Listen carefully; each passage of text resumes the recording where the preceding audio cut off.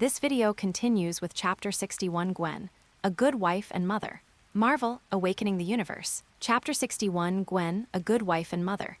Chapter 61 Gwen, A Good Wife and Mother. Gary Cooper didn't stay long.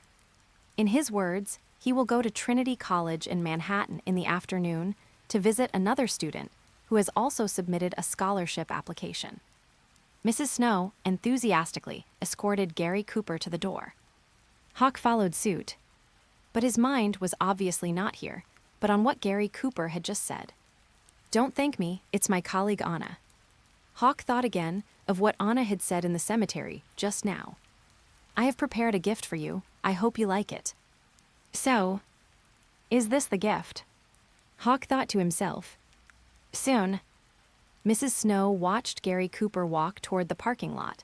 Then, when she returned to the office, her smile was filled with joy for Hawk. "That's great, Hawk. I originally thought they'd have to take the information back for some discussion before making a decision. I didn't expect them to give you the spot for next September right away." Hawk listened to Mrs. Snow's happy tone, put Honor aside for the time being, and smiled at Mrs. Snow. "I didn't expect it either." "That's great, Hawk. As you know, NYU Law School has several competitors this year. They have so many outstanding students to choose from, so I asked you to prepare well." I didn't expect him to make the decision on the first try. Mrs. Snow couldn't help but breathe a sigh of relief when she said this, then looked at Hawk. "But now is not the time to relax, Hawk. Gary just said that he will prepare the materials after he returns. Only when the invitation letter is in your hands can we completely relax." Mrs. Snow said this, but her expression was relaxed. Because it is almost impossible to regret something like this later. College admissions teachers and private high school counselors complement each other. High school counselors identify promising students and then contact university admissions officers based on their own experience. Achieve each other. Therefore, it is basically impossible for an admissions teacher to agree on the spot, but regret it later. Unless that teacher is joking with his own professional life. After all, if you dare to make such a joke, which high school counselor would dare to introduce his or her students to you in the future? So Mrs. Snow also gave a symbolic warning not to relax. But Hawk felt that whether his invitation would come out would probably depend on whether he could get it, after he had a phone call with his new friend he made this morning. When you treat others with courtesy, you must ask for something. What does this Anna want? Hawk thought to himself as he left Mrs. Snow's office and walked outside. He didn't feel threatened, as if he would ruin his college career if he didn't give him what he wanted. He is no longer 6 or 7 years old and is far past the age of cynicism. They can control the flow of scholarships at New York University. That's their ability. Moreover, Hawk did not think that if he could not get the NYU scholarship, it would mean that NYU was playing dirty. The real truth is much darker than this. Where is this? Hawk is more inclined to believe this is a trade. It's just like those rich and powerful high school students looking for letters of recommendation for their favorite universities. Aren't those recommendation letters also bought by the high school students, parents using money or favors? There is no essential difference between the two. To put it bluntly, it's all just a transaction. However, since it's a transaction, it should be based on mutual consent. And so, he planned to listen to his new friend Anna's request and then consider whether to accept the deal. Hawk walked out of the teaching building behind him, took out his phone, looked at the latest dialed number in the chat history that was not in the address book, thought about it, put it back in his pocket, and planned to talk about it when he got home in the evening. Then he smiled and looked at Gwen, who was walking from a distance. Gwen seemed to already know the result and hugged Hawk happily. "Wow, that's awesome, Hawk, congratulations." "Thank you." Hawk and Gwen hugged each other, and after letting go, he said to Gwen, "Mine is coming, Gwen, and yours should be coming soon too." Gwen smiled and said, "Berkeley has called me. I had an online interview yesterday. My invitation letter will arrive in the next few days." Hawk was shocked. "But you didn't tell me. Who told you not to come to school today?" Gwen smiled in response, then turned to Hawk and said, but mine was yesterday's and yours is today. Apparently, Anya is also blessing you. Hawk raised an eyebrow. Gwen explained, if that's not the case, why didn't you come to NYU earlier or later? Why did you have to tell Mrs. Snow today when you went to see Anya? It's obvious that you were thinking about Anya, and Anya was thinking about you too. Is that what it looks like? Hawk was stunned when he heard Gwen's words, but he quickly recovered and said with a smile, that's my sister. In the afternoon. Because of the box of US dollars, Hawk didn't insist on taking the school bus home, but followed Gwen's car back to the apartment building. On the way back, Gwen asked curiously, so you have $1 million now, what are you going to do with it? Hawk looked at Gwen and said, get a driver's license, buy a car, and then when it's time for prom, buy you a suit to go to prom. Gwen looked at Hawk, who was almost not thinking and was stunned. Then she couldn't help but ask what else. Hawk smiled and said, I sold the things just thinking about the prom. After all, I don't want you to have any regrets at the prom. You can say he is a male chauvinist, or you can say anything else about him. He really thought so and did so. As for the rest, whether it was the large flat he dreamed of, the meteorite he was currently pondering, or the vibranium from Wakanda, none of them could be bought with this $1 million. Gwen met Hawk's gaze and opened her mouth, her sky-blue eyes sparkling. Hawk, you don't blame me for selling dangerous weapons. It's always the people who kill, not the weapons, Hawk. Gwen was interrupted by Hawk and looked at Hawk seriously and said, besides, they are your spoils. You have the right to dispose of them. Hawk listened to Gwen's answer and smiled at her serious expression. Soon, we have arrived at the Bridge Apartments. Hawk stood at the door of the apartment and watched Gwen drive away in the yellow Corolla. Then he looked away, turned around and pushed the suitcase back home. But just as he was about to turn around, a voice came from behind him. A young man who looked like a courier was crossing the road and running towards this side. Mr. Hawk, please wait a moment. End of this chapter, Chapter 62, From Now On You Are My Friend. Chapter 62, From Now On You Are My Friend. When Hawk returned home, in addition to pulling a 20-inch suitcase, he also had a courier envelope in his left hand. This was given to him by the courier just now. They said it was sent, expedited from New York University in the afternoon. New York University. Hawk casually pushed the suitcase aside, sat down on the sofa, looked at the header of the package in his hand, and tore it open. Next second, he took out an acceptance letter from New York University School of Law, which included a full scholarship from the courier envelope. Hiss. Hawk took a deep breath and blinked as he looked at the admission letter in his hand that had been stamped and was valid, and he would be waiting for him to report in September next year. Then, he couldn't help but frown. Good guy. It's really just a gift, without asking for anything in return. Hawk thought to himself, then while looking at the admission letter in his hand, which was probably printed in the afternoon, he took out his phone, looked through the call records, and then clicked on the most recent call record and dialed. The call was connected quickly, and the voice from the other end of the phone was filled with a hint of surprise. Mr. Hawk, I received the gift. That's great. Wait, Mr. Hawk, the New York University you mentioned isn't a gift. It's just a meeting gift.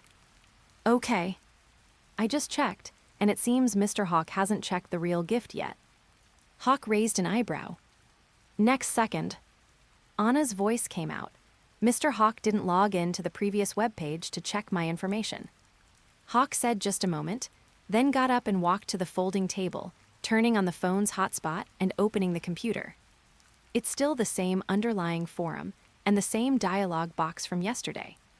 But at this moment, there was an extra sentence in it, and the time showed that Anna had sent it at around 11 o'clock.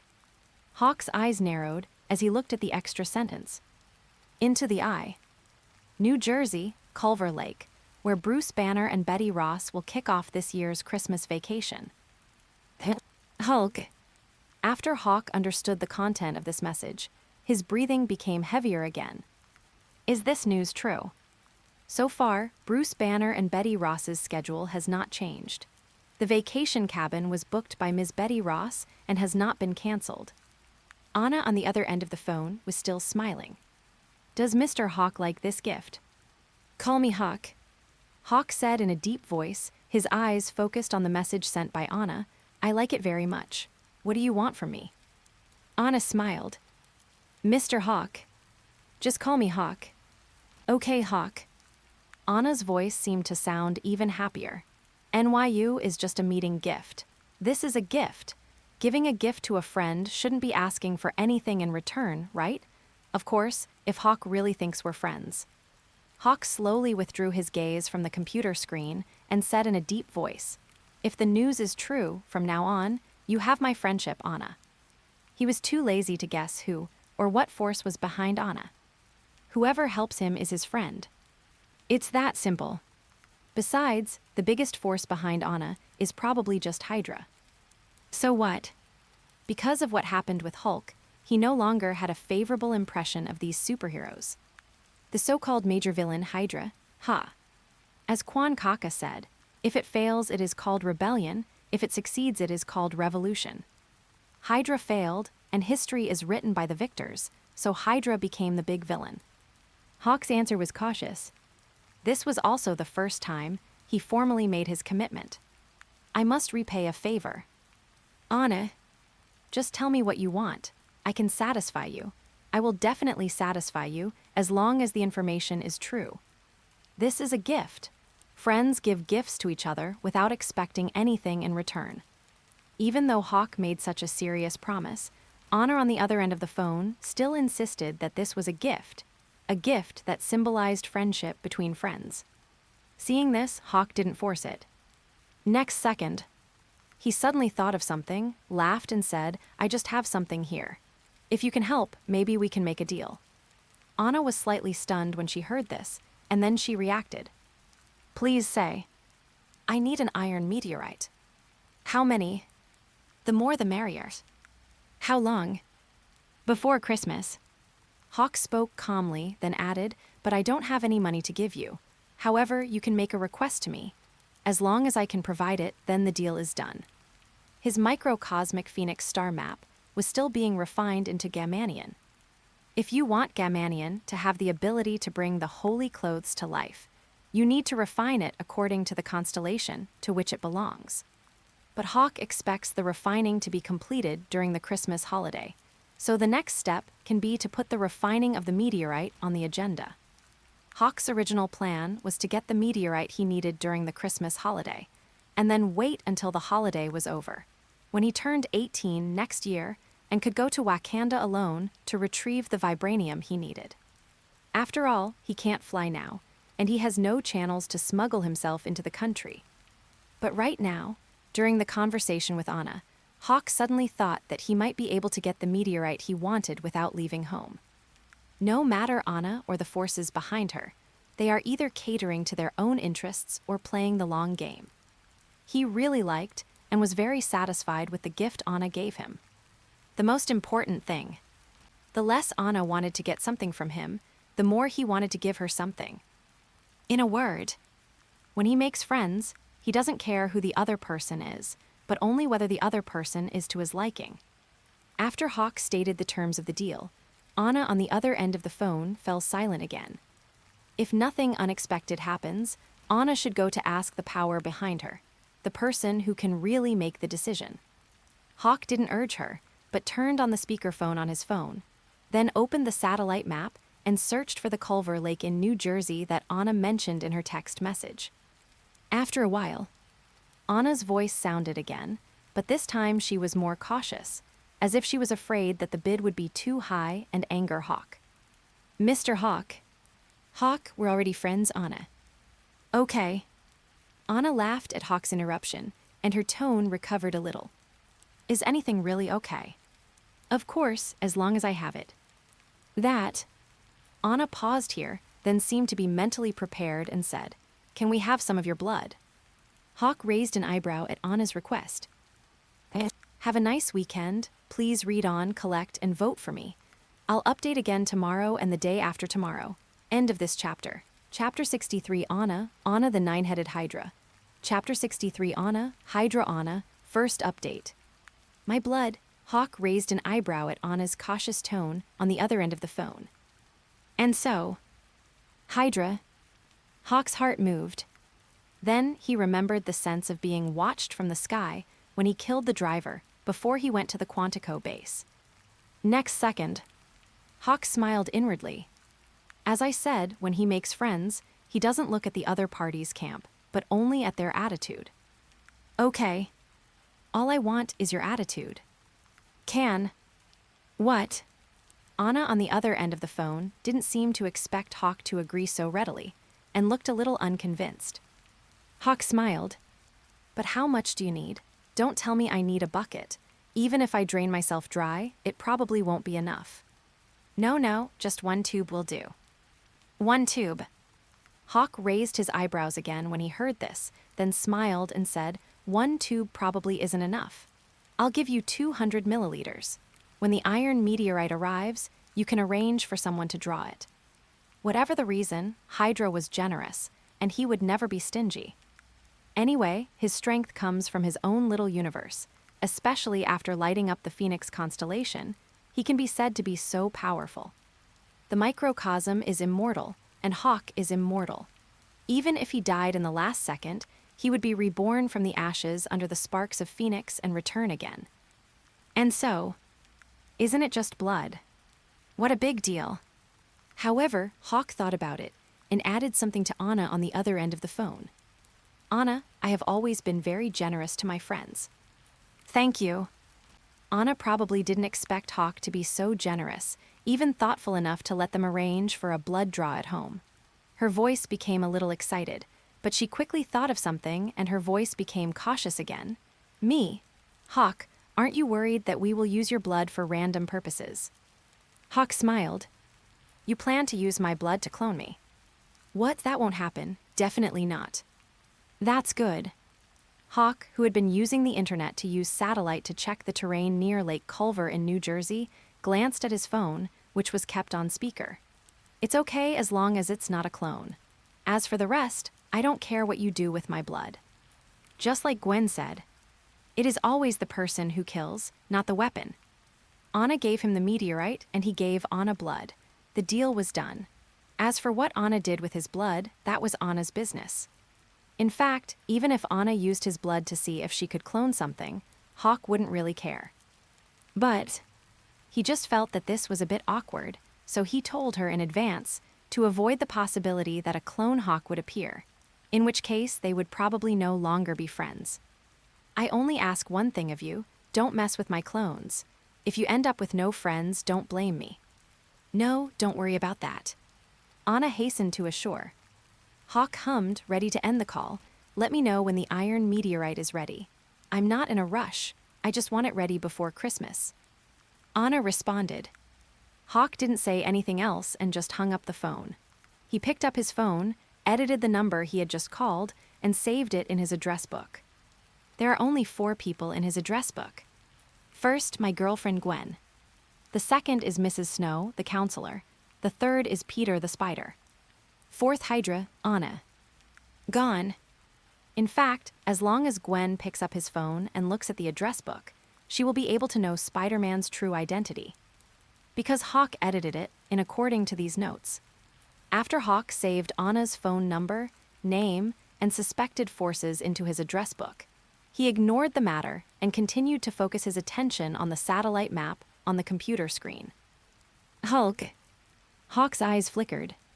During the days when he practiced boxing 10,000 times a day, he was making preparations for both scenarios. The first preparation is naturally to hope that the small universe activated by the plugin is what he thinks, because if that is the case, he will be able to complete his revenge on his own. But he also prepared a second plan, which was to become a lawyer. If his cheat awakening is not powerful enough, or if this is just a dream, he can still complete his revenge plan by becoming a lawyer. This is the path from lawyer to judge that Hawk prepared for himself. Although this path may take a long time to achieve revenge, and there is a chance of failure. But it's better than doing nothing. But this road is no longer needed. He no longer needs to rely on external forces and can complete his revenge with his own strength. However, Hulk is too good at dodging. After Hawk bought the computer from Sky, he thought about looking for Hulk, but Hulk was a master of hide-and-seek. General Ross couldn't find Hulk even with the power of the military, let alone him alone. However, considering that General Ross seems to have not found him yet, Hawk now has some doubts about General Ross's level of hide-and-seek. But that's not the point anymore. It's good that Hulk will show up at a place he knows during the Christmas holidays this year. This time Hawk won't let Hulk get away. 3 months ago, during the Battle of New York, Hawk actually saw Hulk. The moment he saw Hulk, he had the idea of going up to seek revenge. But he wanted revenge, but he was not stupid. At that time, he had just awakened his inner universe. The Phoenix constellation had not yet been lit, and Hulk was surrounded by not only the Avengers but also Thor. Given the situation at the time, if Hawk went up, Thor would definitely help Hulk and not him. So Hawk suppressed the urge to rush forward for revenge. A gentleman's revenge is never too late. He has already waited for more than 1,000 days, so what if he waits a few more days? Hawk has a plan. He originally wanted to first collect his Phoenix cloth and then seek revenge on Hulk. The reason is simple. Once the Phoenix cloth is assembled, even if Thor returns from Asgard, he will not be at a disadvantage with the Phoenix cloth on him. Right now, he hasn't assembled his holy clothes yet, but Hulk has come out first. That's great. They come, the security.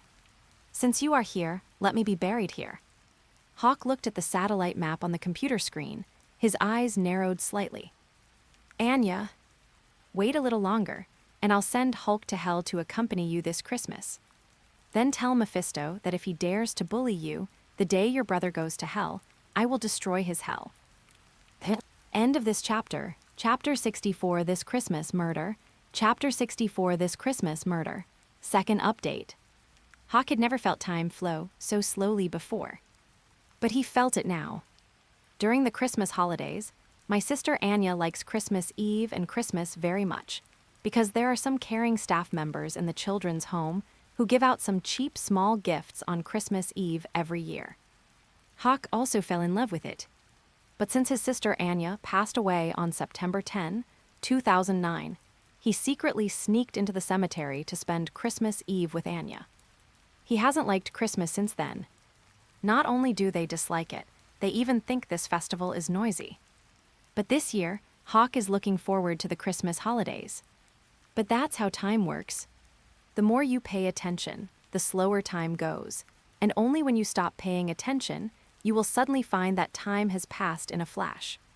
So after realizing this, Hawk forced himself to stop paying attention to time and forced himself to maintain his previous pace of life. At last, a week before Christmas, Midtown High School finally announced the holiday. Hawk followed Gwen home. He was originally eager to rush to New Jersey to wait for Hulk that day, but Gwen's mother invited him so kindly that he could not think of a reason to refuse. However, when Hawk and Gwen returned to Goering's apartment, George had not returned yet, so Hawk followed Gwen back to the bedroom on the second floor temporarily. Hawk was no stranger to Gwen's bedroom. After entering the room, Hawk sat down naturally on the edge of the bed, while Gwen pulled over her study chair and sat down to talk to Mary, who had just turned on the phone. After a while, Gwen ended the call with Mary with a smile, then put the phone aside, sat sideways in the study chair, and said to Hawk, Mary asked if we have any plans for the Christmas holiday. Maybe the 4 of us can form a group. Hawk raised an eyebrow. 4? Her and Peter. Good guy. Hawk was stunned at first, then he smiled and said, when did it happen? Gwen's face was serious as she gossiped with Hawk. You'd never guess that today, after attending Norman Osborn's funeral, it was Mary who confessed first. Hawk looked a little surprised. Real or fake? I didn't expect that. Indeed. Hawk nodded subconsciously. He really didn't expect that in this life Peter would not reject Mary's confession. But Hawk thought about last Sunday night when Peter knocked on his window and came in to tell him that he had killed his brother's father. Yes, just like the original plot, the old Green Goblin, Norman Osborn, is still dead. The way he died was the same. He died because Peter let him go and he wanted to fight back, but failed and died in his own Green Goblin aircraft. But there is one thing that is different from the original plot. In the original plot, after Peter put the old Green Goblin's body back, he was caught by Harry and went home alone. But here, Peter was not caught by Harry. But after the incident, he turned around and went to Hawk's house to tell the story. Hawk was helpless. He had just returned from a field trip to New Jersey that day and wanted to have a good sleep. He wanted to drive Peter away, but when he saw Peter's expression, which seemed a little distraught because of the guilt he felt for the death of his good brother's father, he thought about it and decided to act as a loyal listener, listening to Peter's story while drinking Coke to comfort Peter. Result: this enlightenment triggered a butterfly effect. Peter didn't reject the confession of the goddess in his heart, but accepted it instead. Good guy. Hawk exclaimed in his heart, what a guy. But Hawk smiled and said to Gwen, that's good. Peter really likes Mary Jane. Mary has always known, but Peter. Gwen frowned when she said this, then seemed to think of something and looked at Hawk. It's just like someone who obviously cares, but pretends not to care. Hawk met Gwen's seemingly expressive eyes. Gwen's lips curled into a smile. Am I wrong? No. Hawk shook his head. Gwen smiled, then blinked, looked at Hawk and asked, so you admit that you've had feelings for me since we first started school, Mr. Hawk? Hawk smiled, then looked at Gwen. Yes. Really? Gwen got the answer she wanted, and the smile on her face became even happier. Then she tilted her head slightly, leaned back in her study chair and looked at Hawk, because I am the same. She could understand why Peter had feelings for Mary, but had not taken any action before. Because she has experienced it. Gwen's mouth curled up. I'm now certain that Peter is Spider-Man. Because if Peter wasn't, then he certainly wouldn't have had the courage to go with Mary. Right. Hawk looked at Gwen, who once again confirmed Peter's identity as the Spider Genius, and smiled as he gave the same answer. Once again, I neither admit nor deny it, unless he wants to reveal his identity. Gwen shrugged, it doesn't matter. Peter is with Mary now. Mary will find out sooner or later, and she will definitely tell me. Mary is such a gossipy person that once she knows something, she might not share it with others, but she will definitely share it with herself. Gwen thought to herself, and then remembered what Mary had asked on the phone just now. By the way, you haven't said anything yet. Do you want to reply to them? What? We have 21 days of vacation. How about the 4 of us form a group and find a place to have some fun? Gwen said, then looked at Hawk with an expectant look. She thought Mary's suggestion was a good one. Couples travel in groups. It seems very good. Hawk didn't reply immediately, but frowned slightly. Gwen saw this. What happened? I'm not sure yet. Hawk thought for a moment, then gave Gwen an apologetic smile and said, I have something to do this holiday, but I haven't decided on a specific date yet. Gwen blinked. Is something wrong? Yes. Gwen looked at Hawk's nod, tilted her head, and looked at Hawk. If I ask you to do something, will you tell me? Hawk listened to Gwen's words and looked at Gwen. Gwen stared at him without blinking. Eyes facing each other. Hawk's thoughts raced, then he chuckled and nodded. If you ask me, I'll tell you. Gwen nodded upon hearing this. Next second, she looked at Hawk with a determined gaze. Well, I want to know, Hawk. Hawk met Gwen's gaze and fell silent. After a while, he uttered 2 words from his mouth. Kill. End of this chapter, chapter 65 Gwen, and quot, we and #039, LL go to hell together and quot. Chapter 65 Gwen, let's go to hell together. Third update, Hawk never intended to hide this from Gwen. At least after he confirmed his relationship with Gwen, he never hid his strength or anything else. There should be no secrets between lovers. This was his own idea, and at the same time, it was also a lesson he had learned from many male and female protagonists in previous movies who had misunderstandings and irreversible consequences due to concealment. Just like he just said, if you ask, I will tell you. And so, Hawk said, Kill. Gwen couldn't help but freeze the smile on her face when she heard Hawk's answer. See, I told you, you seem unhappy.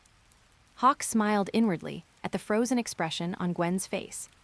But he was not disappointed or lost. Gwen is a beautiful and kind person after all. After all, if he saw Gwen not only not shocked, but happy when she heard him talk about killing people, then it would be his turn to worry. Hawk thought so. At this time, Gwen seemed to recover from her shock. Her response was also 2 words. Kill who? Hulk. Bruce Banner is back in New York City. No. That. I received intelligence that he would be spending the Christmas holiday in New Jersey. Hawk told Gwen everything without hiding anything. Gwen was stunned when she heard this, then looked at Hawk and seemed to have thought of something. So, these past few weekends, you went to New Jersey for? Hawk smiled slightly. Survey the terrain and make preparations for the war. Preparation is the key to success. Before the battle, go and survey the surrounding terrain and rehearse the fighting scene in your mind. He had already planned several backup plans in his mind for which direction Hulk might run if he wanted to escape. In a word, this Christmas holiday, Hulk must die. His sister Anya is waiting for him to avenge her in hell. She has been waiting for this day for a long time. Kill the Hulk, and then it's abomination. Hawk was not very anxious about the abomination because the abomination could not run away. Ever since the battle that night, the abomination had been detained and controlled by the military. Even if he wanted to run away, he could not. He even knew where the abomination was. It was inside the military base in Quantico. The reason I didn't go there that day was because things had to be done one by one. Kill the Hulk first, then the abomination. Hawk thought to himself, next second, I will go with you. Hawk came back to his senses and subconsciously looked at Gwen. He seemed to have heard something just now, but he wasn't sure. What? I said I'll go with you. Gwen looked at Hawk with a firm gaze, and her tone was equally firm, leaving no room for refusal. I'll go with you. Hawk was immediately amused. He shook his head, feeling a little ridiculous. When I'm going to kill someone. I know, I'll go with you. Hawk looked at Gwen, who was staring at him, opened his mouth, then smiled bitterly and shook his head. Don't make trouble. I'm serious, I'm going with you. Why? If you're going to hell, I'll go with you. After hearing this, Hawk fell silent. He looked at Gwen. Gwen was watching him too, eyes facing each other. After a while, Hawk laughed and said to Gwen, Are you worried that I'll die? Gwen shook her head, staring at Hawk intently. I don't know, but I do know that I won't wait around in New York City like an idiot. This. Very Gwen. Hawk was silent for a moment and continued to shake his head. No. I'm not negotiating with you, Hawk. You know, if I want to find you, I will find you. Gwen said this, looking at Hawk calmly. If you win, we'll come back together. If you die, I'll go to hell with you. Gwen seemed to have thought of something when she said this. She laughed and looked at Hawk with a smile. Anyway, from the moment I ran to Maryland alone and found you deep in the waterfall, I thought we were destined to go to hell together. Go to hell together. Hawk looked at Gwen, who calmly described going to hell as easy as drinking water, and couldn't help but laugh. Do you think you can go to hell just like that? I still haven't found the entrance to hell. Gwen thought Hawk was trying to change the subject and frowned slightly. Hawk, I'm serious. I'm serious too. Hawk looked at Gwen, whose brows were furrowed and whose pretty face was serious, and sighed. Then he stood up from the bed, walked to Gwen, and lowered his eyes to look at Gwen, who was sitting in the study chair and looking at him. Next second, he took a deep breath, eyes facing each other. Hawk smiled at his girlfriend, who was about to go to hell with him, and nodded. Okay, let's go to hell together. Gwen, who was sitting on the study chair, listened to Hawk's answer, stood up and hugged Hawk. Her tense face also showed a bright smile, and then she hugged Hawk and looked at each other. Okay, then remember to hold on to me. I'm afraid I'll get lost. Don't worry, I won't let you go. You promise in Anya's name. Hawk's inexplicable emotions instantly vanished after hearing Gwen's words. He looked at Gwen with a smile on his face. "You really do know how to manipulate me." Gwen shrugged with a smile on her face, put her arms around Hawk's waist, looked up at Hawk, who was taller than her, and said with a smile, "It's obvious, Mr. Hawk. I do know how to control you, don't I?"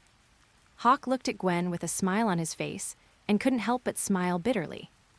"Yes, you do know how to control me." "Then swear it, Mr. Hawk." "Really want to send it?" "Of course." Gwen looked at Hawk with a smile. "Don't bully me because I haven't seen the movie. You promised me so well now, but who knows, you might knock me out later." "Really?" "When looking for a girlfriend, don't look for someone with a high IQ." Hawk looked at his girlfriend, who was watching him with a smile in her eyes, sighed again, and looked at Gwen seriously. "Are we going to hell together?" "Let's go to hell together." "Okay." Hawk took a deep breath, and under Gwen's gaze, he swore an oath in the name of his sister Anya, then shook his head and looked down at Gwen. "Are you satisfied now?" "Almost, if you agree to one more request of mine." "What?" Gwen put away the smile on her face and looked at Hawk seriously.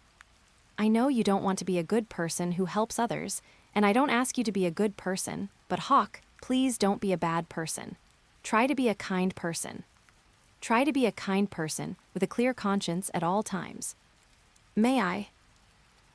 End of this chapter, Chapter 66. The Saint Seiya battle against Hulk is about to begin. Chapter 66. The Saint Seiya battle against Hulk is about to begin. Fourth update: a shocking event. The bedroom is small but cozy. Hawk and Gwen hugged each other, eyes facing each other. "Don't be a bad person, try to be a good person." Gwen's words echoed in Hawk's mind like an angel's temptation. Hawk pursed his lips. "I never wanted to be a bad guy." "I know," Gwen said without hesitation, hugging Hawk while continuing to hold Hawk's gaze. "So please keep it up. Keep being a good person, Hawk." The definition of good and bad people may be based on the cognition of most people. For example, Spider-Man is a good guy because most people like him. For example, Hydra is a typical bad guy because most people hate him. But good and bad are defined by other people's perceptions. Some people like Spider-Man, and naturally some people hate Spider-Man. For example, the New York Police Department hates this New York vigilante Spider-Man. For example, some people hate Hydra, but some people also like Hydra. But being a kind person doesn't require it. A kind person is one who is true to his own conscience, has a clear conscience, and does not wake up at night from dreams of things he has done. Hawk met Gwen's gaze and nodded. "It is good." "Thank you." Gwen watched Hawk nod, a smile blooming on her face like an angel. She hugged Hawk tightly and buried herself in Hawk's chest. At this time, the half-closed door was pushed open from the outside. "Gwen, eat." Pushing open the door, Helen looked at the two little ones practicing hugging in the room, blinked her eyes, and then smiled at Gwen, who left Hawk's arms like a frightened deer. "Sorry, you guys continue, but Gwen, you should have hung a do not disturb sign on the door." As she said this, Helen was about to close the door again with a smile. Gwen's earlobes turned slightly red. Listening to her mother's teasing, she said "Mom" speechlessly and then chased after her. Hawk couldn't help but laugh when he heard Helen's teasing, then followed Gwen out of the bedroom. Tonight's dinner is mainly to celebrate Gwen and Hawk's holiday. And by the way, it is also a formal celebration of the fact that both of them have received invitations to their favorite universities. But it was different from Hawk's first time eating there. When he first came here, dinner was served separately, but now it is served together. Moreover, compared to the somewhat tense and restrained atmosphere at the first table, the atmosphere now is very cheerful and lively. However, it was mainly Gwen's two younger brothers who were the most active, followed by Helen and Gwen. As the head of the family, George still maintained a serious and stern expression to maintain his dignity as the head of the family. The two little ones, 9-year-old Howard and 8-year-old Simon, are imagining where they would like to go for vacation this year. After all, with the salary of Chief of Police George Stacy of the 19th Precinct, He could cover the expenses of a large family and also provide the family with 2 or 3 trips a year. Helen, with her chin propped up on one hand, listened to Howard and Simon's chatter with a smile. Then, as if she had thought of something, she looked at Hawke and said, "Hawke, do you have any plans for this holiday? If not, you can come with us, right, George?" George met Helen's gaze, glanced at Hawke, and said sternly, "I have no objection." His prejudice against Hawke was nothing more than seeing a wild boar take away his cabbage. But putting that aside, Hawke is great. This is not a polite statement. Hawke's orphan background might have been a disadvantage before, but this was no longer the case after he received a full scholarship to New York University. To use a popular phrase, Hawke, who started in hell, carved out a bright future for himself with his own fists. A full college scholarship ensured that Hawke wouldn't have to worry about the high tuition fees while studying law school, and once he obtained his law degree after graduation, a bright future would be within his grasp. Of course, unless Hawke goes crazy and becomes a public interest lawyer after passing the exam, or is so kind that he specializes in litigation for those at the bottom of society. Otherwise, relying on his own connections at the New York University School of Law, it is not a dream for him to buy a car in half a year, a house in a year, and achieve financial freedom in 3 years. Therefore, George's seriousness towards Hawke was not directed at Hawke himself, but at Hawke's wild boar nature. Hawke heard Helen's invitation and was about to refuse. Gwen, who was sitting next to her, spoke first. "Mom, I'm afraid Hawke doesn't have time, and neither do I." "What happened?" "Mary invited Hawke and me to go out together during this holiday, but the location and time of the holiday have not been decided yet." "Mary?" "She's in love with Peter." "Peter, I know you seem." Helen was stunned at first, then she remembered that Peter seemed to be Mary's neighbor. Then the topic was successfully diverted, and Gwen began to gossip about the story of Mary and Peter with her mother Helen. "Really?" "For women, there is no age limit for gossip." Helen gossiped with Gwen enthusiastically. Hawke was also happy to see it happen. Soon, after dinner, just like before, Gwen took Hawke downstairs to the apartment building because Hawke had to catch the subway. "Didn't you say you were going to take the driver's license test? Why haven't you taken it yet?" "I'll take the test when I get back." Hawke said with a smile that the biggest thing about this year's Christmas holiday was Hulk. If he doesn't send Hulk to his sister during this year's Christmas holidays, he won't be able to sleep or eat, let alone do anything else. Gwen nodded. "Okay, so when are you planning on going to New Jersey?" Hawke shook his head.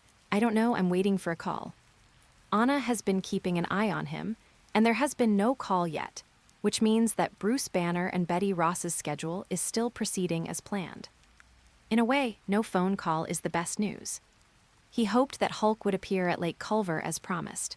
After all, the scenery there was indeed beautiful and very suitable for eternal sleep. There were few people there, and even if a fight broke out, the possibility of affecting other innocent people was very low. Hawke was affected by the battle between Hulk and Abomination and killed his sister. Help others and measure yourself. He didn't want to kill some innocent people because of his battle with Hulk. At this time, the phone rings. Anna's. Hawke raised an eyebrow, glanced at Gwen, and answered the phone. "Hey." "Okay, no problem, where?" "Can. See you then." End of this chapter. Chapter 67, A Quick Way to Strengthen Cosmo and Cloth. Chapter 67, A Quick Way to Strengthen Cosmo and Cloth, first update. Genesis, a few days later. Cape Liberty Cruise Port in Bayonne, New Jersey. After Gwen parked the car in the port, she opened the door and looked at the Statue of Liberty and the Manhattan skyline. She exclaimed and turned to look at Hawke, who got out of the passenger seat. "I haven't seen the Statue of Liberty and Manhattan from this angle yet. They look beautiful this way, don't you think, Hawke?" "Okay." Hawke glanced at the Statue of Liberty, then across the harbor at Manhattan, and made his assessment. Gwen listened to Hawke's evaluation and opened her mouth helplessly to complain. She felt that she shouldn't discuss with Hawke whether this place was beautiful or not. And so, Gwen decisively changed the subject. Where's that friend you mentioned? You're early. We agreed to meet at 10, but it's only 9 now. Hawk said calmly. A few nights ago, when he was leaving Gwen's house, he received a call from Anna. After hanging up, Gwen casually asked who it was, and he told her. Just as Hawk said before, he would not hide anything as long as Gwen asked. But after asking, Gwen knew that it was Anna who provided him with the information, so she expressed her desire to come with Hawk. Hawk agreed. This is not. Early this morning, Gwen came to the apartment to wake him up. They had originally agreed to meet here at 10 o'clock, but Gwen came at 9 o'clock. Fortunately, an hour is not very long. In the blink of an eye, it was already 10 o'clock. Just at this moment, an ordinary semi-trailer freight truck drove into the port and attracted the attention of Hawk and Gwen after honking the horn twice. Hawk turned his head to look at the semi-trailer truck that was coming towards them and gradually slowing down. Into the eye, he saw the truck driver, Anna. After a while, the truck stopped beside Hawk. Anna, with her blonde hair tied up high and wearing a pair of intellectual glasses, jumped out of the truck and looked at Hawk with a smile. Sorry to have kept you waiting, Hawk. Hawk also smiled and said, I'm very patient with my friends, Anna. Anna's eyes then fell on Gwen, and a hint of surprise appeared on her cold expression. She looked at Hawk and said, Who is? Gwen, my girlfriend. Anna, my friend.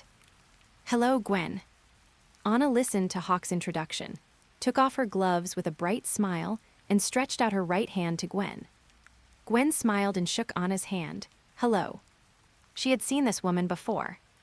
But Gwen recalled the time when she was waiting for Hawk in the car. She saw a woman who walked with a swift pace and had a cold face, like a thorny iceberg. She really couldn't connect the Anna in front of her, who was like a blooming iceberg, with the previous Anna. However, she didn't say anything, and just suppressed her curiosity. After shaking hands with Gwen, Anna looked at Hawk. Hawk, do you think these are enough? It is good. Hawk nodded. Anna then turned and led Hawk towards the back of the truck. Gwen followed closely behind. As the truck compartment opened, Hawk's eyes were instantly caught by the iron meteorites that almost filled the compartment. Gwen looked at the carriage filled with iron meteorites, and her mouth opened wide. Anna patted the carriage, looked at Hawk, and said with a smile, Sorry, we were a bit rushed and only found 30 tons. If that's not enough, I'll have someone go find more. Hawk's lips twitched discreetly upon hearing this number. Are you pressed for time? 30 tons. Can you find more if it's not enough? Okay. No need to doubt it now. Hydra is confirmed. In this world, apart from official forces, the only force that could collect 30 tons of iron meteorites in just 3 months is probably Hydra. Hawk's thoughts turned, he looked at Anna and said with a smile, Enough, not only enough, but more than enough. I am very satisfied, thank you. How many iron meteorites are needed to create a set of holy clothes? Although what he wanted was not the iron meteorite, but the silver star sand formed by grinding the iron meteorite with the power of the microcosm. But even so, 30 tons of iron meteorites were enough for him to create the phoenix cloth, and even have some left over for the next creation. Anna's smile grew even happier as she listened to Hawk's answer, and she patted the carriage again. Are you going to take it away directly, or? Before she could finish her words, she saw Hawk had already taken action. Followed by, Anna watched the scene happening in front of her, her pupils shrinking rapidly. Into the eye. Hawk walked straight to the front of the carriage, took a deep breath, and with his right hand outstretched, the 30 tons of iron meteorites in the carriage seemed to be pulled by something, and disappeared one by one without a trace. And from a perspective that Anna cannot see, Hawk's microcosm was projected out, slowly rotating like a black hole, pulling these iron meteorites into his own microcosm. The Phoenix star map shines as brightly as fire in the microcosm. These iron meteorites will be worn away by Hawk's microcosmic power in the microcosm, turning into silver sand, and then transferred into the Phoenix star map. Later, under the effect of the Phoenix fire, they will turn into silver star sand, one of the 3 major materials for making holy clothes. But just like the last time we collected Gammanian, it would take time. In fact, the same is true for the holy clothes. The older the holy clothes are, the more powerful they are. After all, the holy clothes are the containers of the power of the constellations. In the blink of an eye, the 30 tons of iron meteorites in the carriage disappeared. Anna's pupils were shocked so many times that she didn't know how many times. Gwen, who was standing by, was also shocked by this slightly weird scene. After Hawk finished all this, a hint of fatigue appeared between his brows. After all, there are no Saint Seiya in this world. If the Marvel Universe is regarded as a game, then his microcosmic power system is not written into the game code. Although he can burn his own microcosm to achieve the purpose of making the microcosm illusory projection. But compared to the world of Saint Seiya, it's half the result with twice the effort. But Hawk has already thought of a solution. It was as if he had already figured out how to solve the problem of the holy armor's lack of power. But there is no rush now. He can only consider these two things after he has made the holy clothes. Hawk exhaled lightly, and the fatigue between his brows disappeared at a speed visible to the naked eye. Then he looked at Anna, whose pupils were a little shocked, and extended his right arm. Come on. Anna recovered from her shock for a moment and looked at Hawk, who extended his right arm, seemingly unable to react. Hawk smiled and said, "But forget about 200 milliliters." Anna reacted. Before her expression could change, she heard Hawk say something with a smile again. "I'll give you 400 milliliters. End of this chapter, Chapter 68, thanks to Hawk Iron Man. Chapter 68, Hawk, who deserves thanks to Iron Man, second update, earth-shattering. In the sunlight, if you look closely, it looks like blood shining like stars is slowly being drawn out of the body and then flowing into the blood bag. Hawk sat in a chair, squeezing the grip ball in his hand while looking at the Statue of Liberty standing on Liberty Island in the distance. Anna stared at the blood gathered in the blood bag without blinking, with an expression of worshipping a holy object. The blood in the blood bag shone, like diamonds sparkling in the sunlight. At this time, the phone rings. Anna took out her phone, glanced at the incoming call, apologized to Hawk, who was drawing blood, and then walked aside. Sitting aside, she looked very much like Gwen, who accompanied Hawk to draw blood. She glanced at Anna, who walked to a nearby place to answer the phone, then glanced at Hawk next to her and lowered her voice. "So, you exchanged 400 milliliters of blood for a cart of iron meteorites." Hawk nodded slightly and looked at Gwen. "Do you think I made a profit or a loss?" Gwen opened her mouth. From the perspective of US dollars, there is no doubt that Hawk made a profit, and a huge profit. After all, how much can you make from selling blood? According to the quotation offered by New York Blood Products Company last week, 400 milliliters of blood can be exchanged for us $150. But what about iron meteorites? Gwen just checked and found out that last week, a 35-kilogram iron meteorite was sold at an auction house in New York for us $210,000. If converted according to the price of 35 kilograms, equals 210,000 US dollars. The value of the 30-ton iron meteorite is estimated to be over 179 million US dollars. But Gwen frowned and looked at Hawk. "Your blood is different, Hawk, your blood." Otherwise, Hawk looked at Gwen with a smile and said, "I won't sell my blood anymore. Return the meteorite to Anna, and then I'll go find another meteorite myself tomorrow. It's only 30 tons, right? It should be enough to plunder the meteorites collected by Osborn and Stark. I don't even need to sell my blood. What do you think?" Gwen couldn't help but open her mouth as she listened to Hawk's answer. Next second, she looked at the smile on Hawk's lips, realized that he was teasing her, rolled her eyes at him, and asked in a low voice, "But you know your blood, aren't you afraid of Anna?" When she said this, Gwen kept silent because Anna, who was not far away, had finished her call. Hawk knew what Gwen wanted to say, so he smiled and said, "Don't worry, I've already made a deal with Anna. Just don't use my blood to clone. And don't worry, it's just this once. Besides, selling blood is more in line with the definition of a good person than stealing it yourself." Gwen listened to Hawk's answer and didn't want to talk anymore. Or sell blood. Or be a robber. Forget it. It's better to sell blood. At least you can support yourself, which is better than robbery. Gwen thought to herself. At the same time, Anna walked back here after finishing the call, a hint of joy on her face. She looked at Hawk and said, "The latest news is that Tony Stark's private plane, which flew to Bangalore, Burrit yesterday, has taken off and is expected to arrive at the private airport located 30 kilometers away from Lake Culver at 2 p.m. on the 22nd. Number 22. Isn't this today?" A gleam flashed in Hawk's eyes. Confirmed.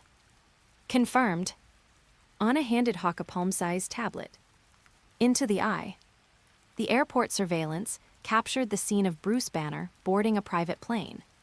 Hawk laughed, then seemed to remember something and looked at Gwen. "It's all right, we don't need to ask Helen for leave on Christmas Eve. Christmas Eve is on the 24th. He originally thought that Hulk would not show up until Christmas Eve. If he showed up on that day and Gwen had to go with him, he would have to ask Helen for leave. When she came here just this morning, Gwen was still thinking about the reason to ask Helen for leave on Christmas Eve. This is just great. No need. They will arrive this afternoon. If they move quickly, they might be able to return to New York by evening." Gwen didn't answer, but was a little curious. Tony Stark's private plane, didn't we hear that Tony Stark was missing? Yes. Tony Stark has disappeared again. However, the last time he disappeared was in the Middle East, and this time he disappeared in Los Angeles. And this time, Tony Stark's Malibu Ocean View mansion was blown up. All this was because Tony Stark declared war on the Mandarin last week. Of course. Hawk knew that the Mandarin who created the extremis virus was not the real Mandarin, but an actor. The real Mandarin is probably still busy trying to resurrect his wife at this moment, so he has no time to care about this matter. It was just like Hawk heard the news last week, laughed it off and ignored it. The same goes for Anna. Tony Stark is missing, but the affairs of Stark Corporation haven't stagnated. The private jet issue should have been decided before the holiday, but we still have a guess. What? Bruce Banner came here early. It's very likely that he learned about Tony Stark's disappearance and came to help. It's possible. Hawk listened to Anna's speculation and nodded thoughtfully. Next second, he chuckled, shook his head, and returned the tablet to Anna. Then, if I have the chance, I will thank Tony Stark. If it weren't for the scene where Tony Stark disappeared, Bruce Banner would probably not come until Christmas Eve. But now, Iron Man is missing, and Hulk has come up early. From this perspective, Hawk should indeed thank Iron Man. Anna smiled slightly and said nothing. After putting away the tablet, she looked at the blood bag that was almost done collecting, and quickly helped Hawk remove the blood-drawing needle. The moment the needle was pulled out, the needle wound on Hawk's arm healed almost in the blink of an eye.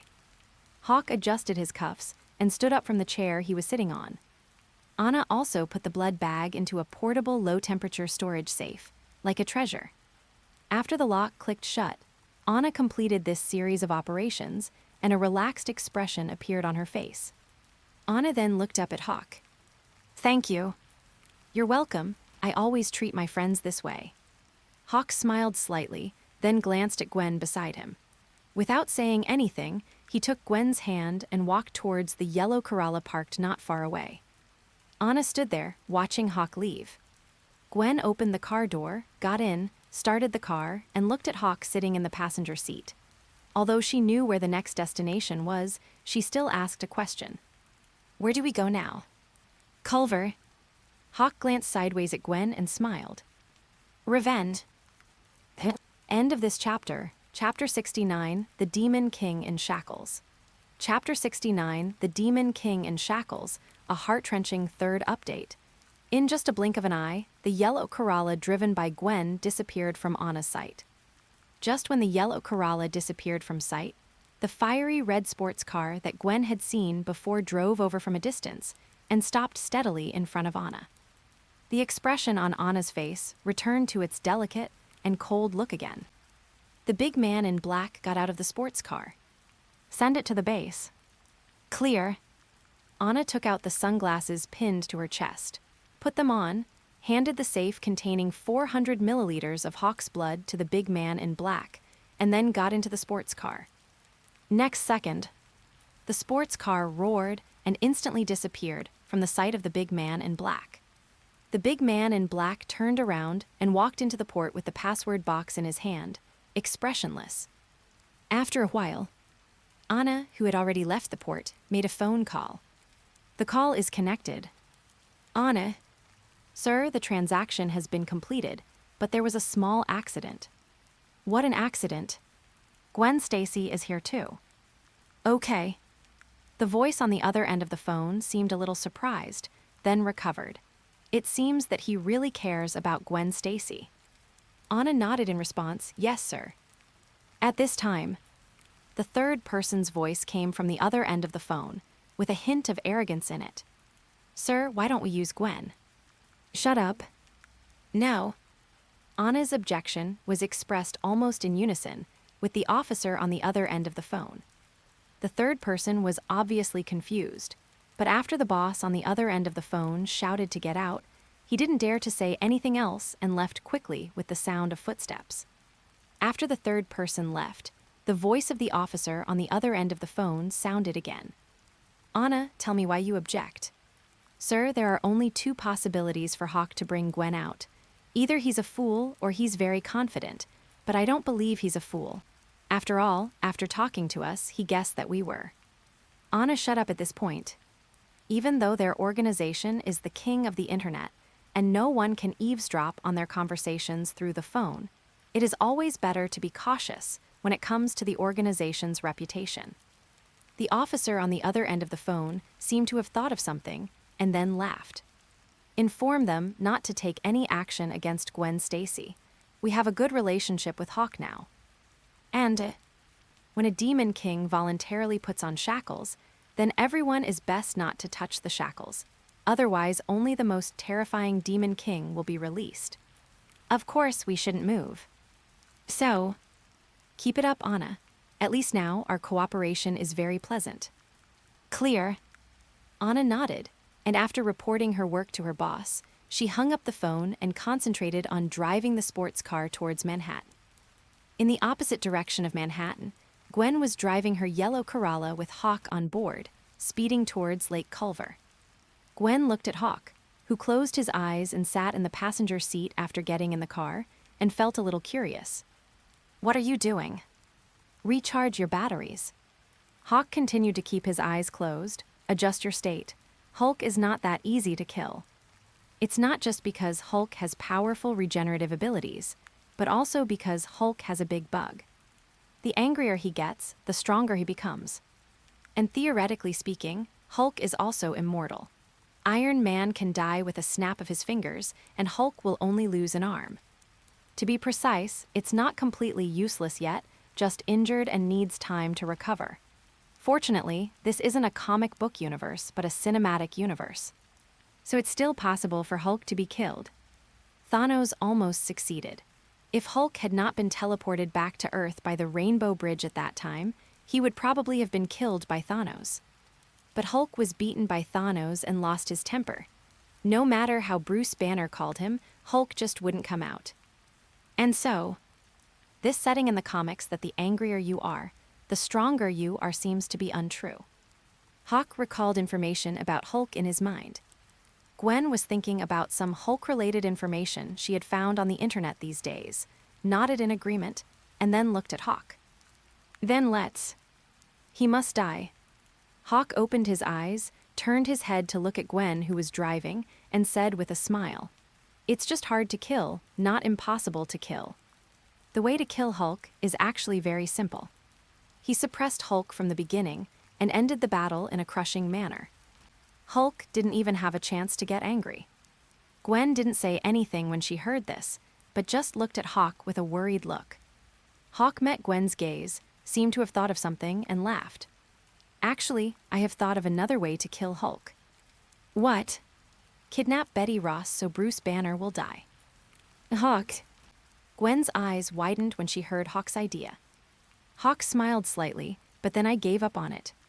Gwen breathed a sigh of relief when she heard that, but she looked at Hawk with some curiosity. Why? The first person to make clay figures for burials will have no descendants. Hawk explained, turning to Gwen, besides, every wrong has its perpetrator, every debt has its creditor. It was Hulk, an abomination, who killed my sister, not anyone else. If I take my anger out on others, then what's the difference between me and them?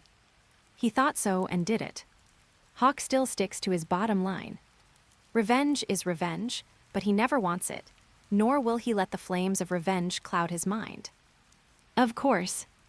Hawk paused for a moment, then smiled at Gwen and said, "You asked me to be a kind person with a clear conscience. So, I don't want to, and I don't need to, rely on such conspiracies to get the result I want. I will tell him why I am here, and he will also know why he will die." Gwen looked at Hawk, whose expression and demeanor were full of confidence, and smiled slightly. "I believe you, Hawk." "Thank you." Hawk smiled and said, "After I kill Hulk, we can go with Mary and—" Gwen interrupted quickly. "Hawk, what happened? Don't plant flags randomly, you said." "Okay, my bad." Hawk looked at Gwen, who was trying to stop him from planting the flag with a serious face, and wisely chose to admit his mistake. Then, under Gwen's gaze, he made a zippering gesture at the corner of his mouth. Gwen smiled with satisfaction, then retracted her gaze and continued driving towards Lake Culver. 2:00 in the afternoon. Over a private airport, 30 kilometers north of Lake Culver. A Gulfstream private jet with Stark Industries printed on its fuselage descended from above the clouds and lowered its landing gear. End of this chapter, Chapter 70. Finally, Bruce Hulk Banner appears. Chapter 70. Finally, Bruce Hulk Banner appears. Fourth update, climax. The moment the plane touched the ground, the windshield opened instantly, and the plane, which was originally running at a very high speed, slowed down at a speed visible to the naked eye. The cabin door opens. Natasha Romanoff, a S.H.I.E.L.D. agent who was waiting at a private airport by a sky blue sports car, and wearing a tight combat suit that outlined her curvaceous figure, looked at the person who appeared at the cabin door with a luggage bag and immediately smiled and greeted him. "Bruce." "Natasha." Bruce Banner walked down from the plane and hugged Natasha like a friend. The Avengers who have experienced the Battle of New York have become true friends. "Tony is missing." After getting in the car and leaving the airport, Natasha said to Bruce Banner, who was sitting in the passenger seat, "The latest information is that not only Tony, but Pepper Potts is also missing." Bruce took a breath when he heard this. "Lord Mandarin." "Based on the current clues, yes." Natasha shook her head and said, "But there are different opinions in the Bureau as to whether it is the real Mandarin." Bruce frowned, then became curious. "Where's the others, Steve?" "He went to England, and you know Ms. Carter is in London." "Thor, didn't he say he was going to look for Jane?" "Not back yet." "Okay." "He's on a mission in Europe and can't get away for the time being." "Good guy." "So I'm the only one who's free." Bruce Banner listened to the movements of the other Avengers and thought to himself. Then, with a wry smile on his face, he looked at Natasha and said, "But I promised Betty. You know, this is my last chance to win Betty back." After his active transformation in the Battle of New York, he seemed to have found the key to transforming into Hulk. Simply put, after experiencing the Battle of New York, he seemed to have found a balance between himself and Hulk. As long as he maintained this balance, he could control his transformation rhythm well. Of course, he could control himself before the transformation, but after the transformation, he still couldn't control himself. Hulk is too fierce. But this is not important. What is important is that after Bruce found that he seemed to have control, he tried to win back the heart of his ex-girlfriend Betty. It was because of the Battle of New York that he maintained peace on Earth, so the president pardoned all his crimes. And because he joined S.H.I.E.L.D. and had the endorsement of the 5 great good men, that's why he dared to contact Betty and was not afraid that the terrible former father-in-law would catch him for experiments. This year's Christmas holiday is an important holiday for him and Betty to mend their relationship. Natasha looked at Bruce, who was grinning bitterly, and said quickly, We detected some unknown energy at the scene of the fight. You are an expert in the energy field, and this won't take up much of your time. We have roughly found Tony's location. Bruce's eyes lit up when he heard this. Where? Rose Hill, Tennessee. Tana. Bruce paused slightly and looked at Natasha. Then why don't you go directly to Tennessee? Natasha laughed and pointed at the duffel bag Bruce had placed on his legs. I thought you might have brought some gifts, and you'd probably think of putting them in your and Betty's holiday cottage first. After all, if they got damaged or lost after flying there, you'd probably be upset. This reason. Bruce Banner thought about it, nodded, and looked at Natasha. That's a good reason, so let's go to Culver to put our things away, and then go to Tennessee. Natasha nodded. Yes, how's my arrangement? Great, perfect, thank you. You're welcome, Natasha said with a smile. The distance from the private airport to the cabin on Lake Culver that Bruce and Betty had booked was only 30 kilometers.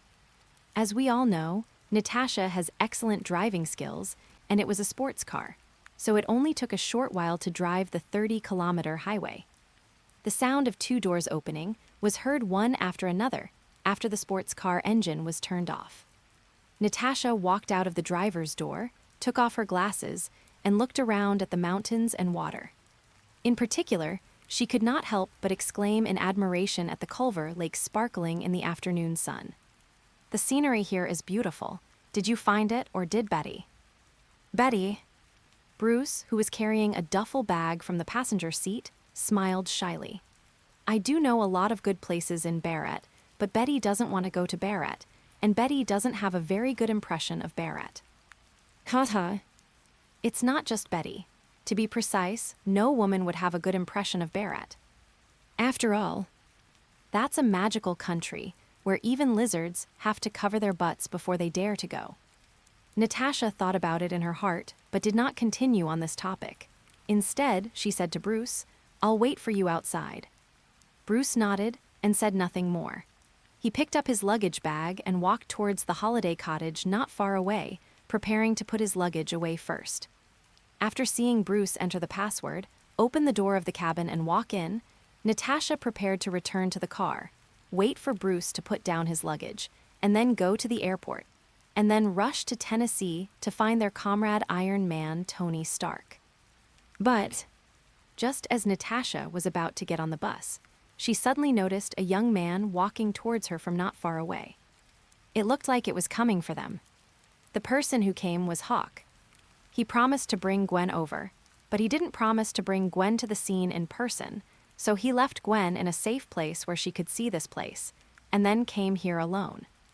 Hawk originally thought Bruce Banner came alone. Never thought. Black Widow is here too. Hawk looked at Natasha's eyes and thought to himself as he came in front of Natasha. Natasha couldn't help but frown as she watched Hawk approaching. You are. I'm looking for Bruce Banner. Natasha's eyes couldn't help but shrink. Who are you? How do you know Bruce Banner is here? As Natasha spoke, she had already placed her right hand on her waist vigilantly. Hawk glanced at Natasha, who was acting alert but didn't take it seriously. Because Bruce Banner had already put his things away and walked out of the house. Bruce was stunned when he saw Natasha, who looked alert with her right hand on her waist, and the young man standing in front of Natasha with a smile on his face. Hawk looked at Bruce Banner, who came out, and the smile on his face became even happier. Bruce Banner. I am's you are. Hawk. Anya's brother. It will be on the shelves tomorrow, and the thanks will be sent out after it is on the shelves. End of this chapter. Chapter 71, Remarks on the Release. Chapter 71, Remarks on the Release. Available tonight at 12 am. Available tonight at 12 am. Available tonight at 12 am. Please make your first order. Please make your first order. Please make your first order. Thank you to the book friends who have read this. Thank you to the readers who have read this. Thanks to the readers who have read this far. Say the important thing 3 times. Xiaomi's heart has been broken for almost a year. After much reflection, he decided to get up from where he fell, and that's how he came up with this book. This time, Xiaomi didn't dare to promote in the old book. I think so. But he didn't dare. After all, after experiencing several collapses of his Tao heart and cutting books and running away, Xiaomi had become Xiaomo. So Xiaomi could only publish the book silently. Before publishing the book, he thought that no matter what, he had to write 1,000,000 words to complete it successfully. With this book of a new start, he could pick up his heart of Tao and the character he had lost. The results were somewhat beyond Xiaomi's expectations. From the moment it wrote 100,000 words, it stayed in the top 10 of the new book list. Xiaomi had thought about this achievement before, but for this book, Xiaomi never dared to dream of it. In a word, book lovers still love Xiaomi. And so, please believe in Xiaomi and give it one last chance. Let's talk about the updates on the day of launch and the update plans thereafter. First of all, I have to say that the number of chapters in Xiaomi's manuscripts now cannot be described. But because of my new Taoist heart, the number of manuscripts in my manuscripts is not as many as when I wrote books before.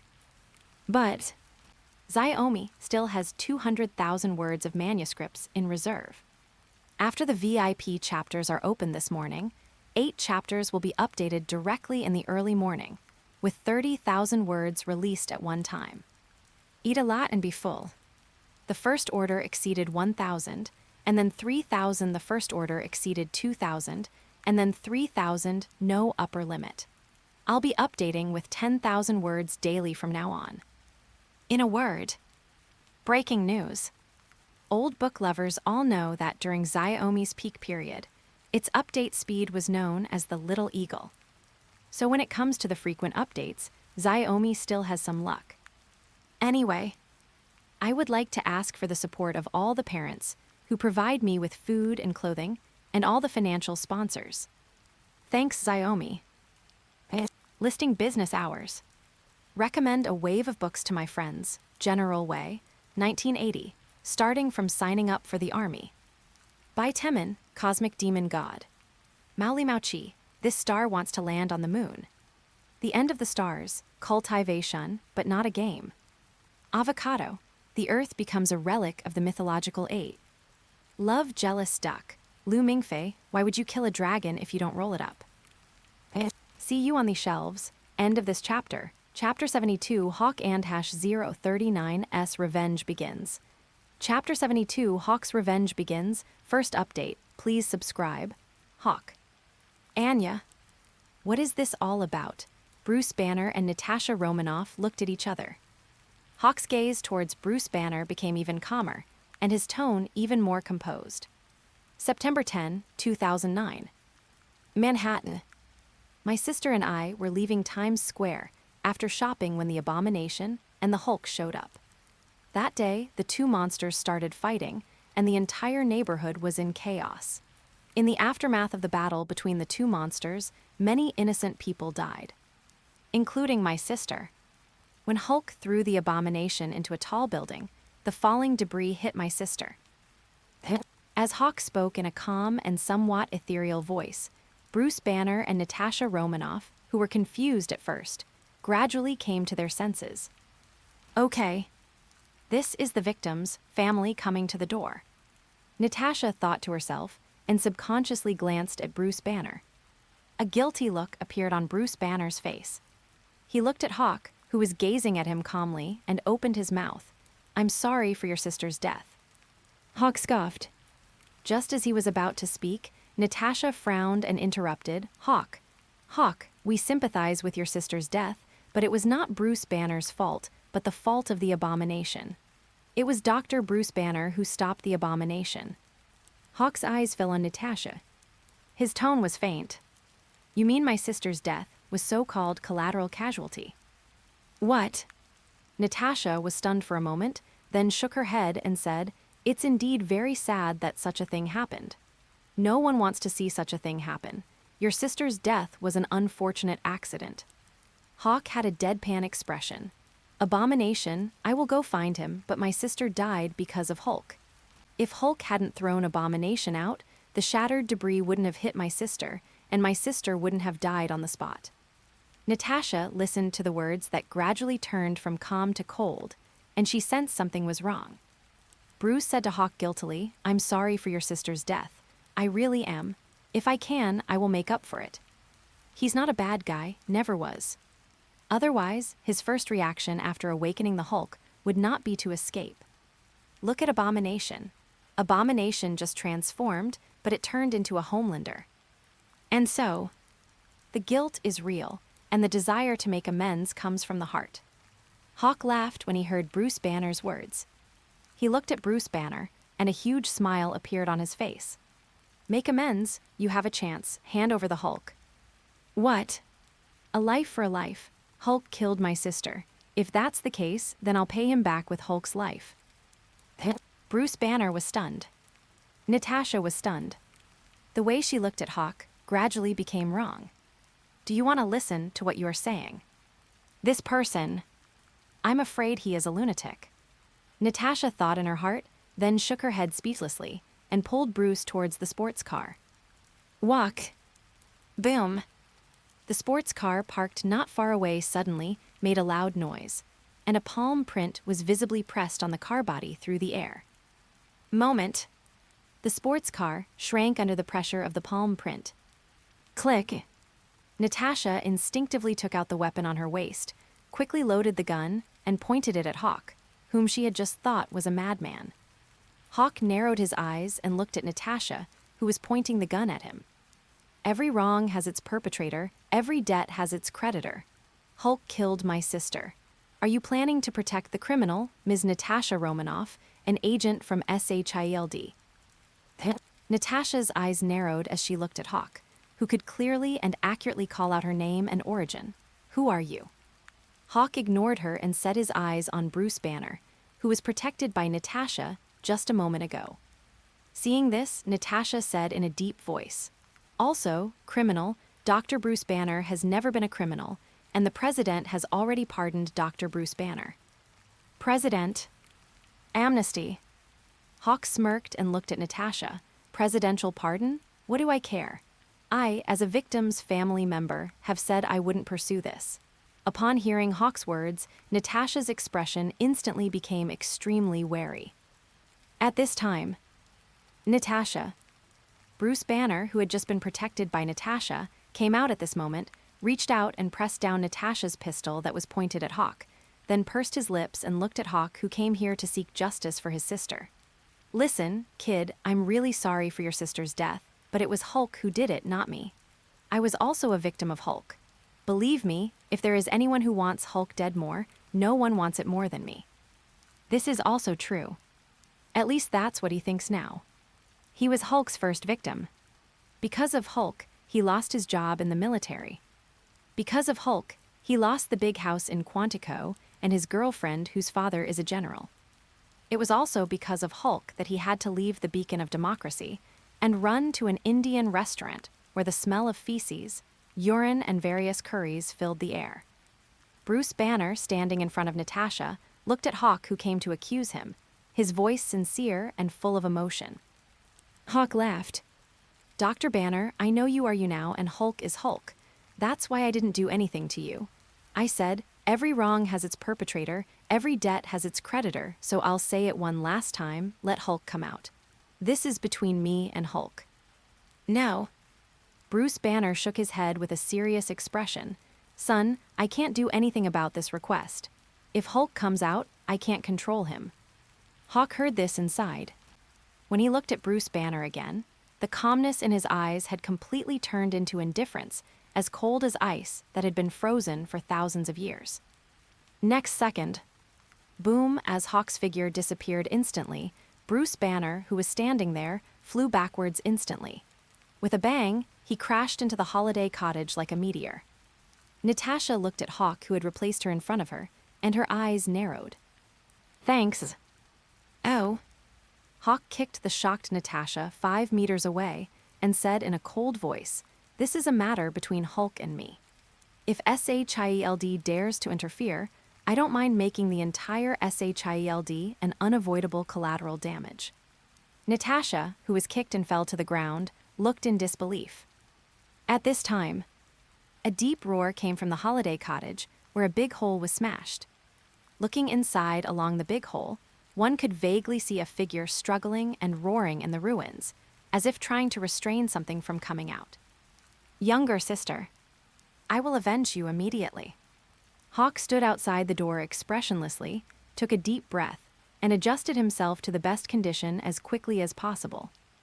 At the same time, the figure in the ruins of the wooden house was roaring more and more violently. Obviously, Bruce Banner could no longer restrain Hulk from coming out of the cage. With the sound of clothes tearing, the wooden house, which had been a little restless, completely returned to calm. Next second, a huge green figure appeared in Hawk's eyes, Hulk. The huge Hulk with a watermelon head jumped out of the big hole in the wooden house with a bang. While roaring to announce that he was out of the cage, he made his hands into hammers and smashed down at Hawk, who was as thin as an ant in his sight. Hawk raised his eyes, and the moment he clenched his right fist, the ground beneath his feet began to crack. He met Hulk's fist, which was as big as a mountain, with his right fist. Hulk's big fist collided with Hawk's small fist. Moment. Everything around was quiet, as if entering a realm of silence. But this was just an illusion. The surroundings were silent for less than a second, and then a loud noise like a mountain cracking was heard. At the same time, a powerful shock wave was instantly born from the intersection of the two fists. Bang, the ground beneath Hawk's feet began to crack, and spiderweb-like cracks spread out in all directions in an instant, centered around Hawk's feet. Boom, looking down from a high position, Hulk, who was trying to smash Hawk into pieces with the force of jumping, flew backwards directly. With a loud bang, the huge Hulk, as big as a hill, smashed through the holiday cabin again and fell in. Rumble, the shock wave generated when the two men punched each other, was like a raging hurricane, roaring and rushing in all directions with overwhelming force. The nearby holiday cottages were the first to be affected. The holiday cottage, which was originally made of wood, had no resistance at all under the hurricane-like shock wave. In just a blink of an eye, the wooden board in front of the door was lifted up by the shock wave, followed by the wooden door, wooden bed, and even the wooden wall. The same goes for Natasha. The hurricane roared to a distance of 5 meters. Natasha, who had just stood up from the ground, felt her face distorted by the strong shock wave, as if pressed by the wind at a speed visible to the naked eye. Then, she soared into the air again. Bang, Natasha was blown away by the shock wave, and her whole body drew an arc in the air and hit the roof of a yellow Corolla with a bang. Natasha suffered an unexpected disaster. The moment Natasha hit the roof of the car, the 4 windows of the car body and the front and rear windshields shattered. Not to mention the roof, it was directly dented. Gwen listened to Hawk's words, but did not participate closely. Instead, she hid under a car not far away, staring at the Corolla her father George gave her when she was 16 with her mouth wide open. And also, the woman lying on the roof of her car, seemingly asleep. End of this chapter, Chapter 73, The End of Hawk and #039, S Revenge. Chapter 73, The End of Hawk's Revenge, second update. Please subscribe. The earth is shaking. The wind is howling.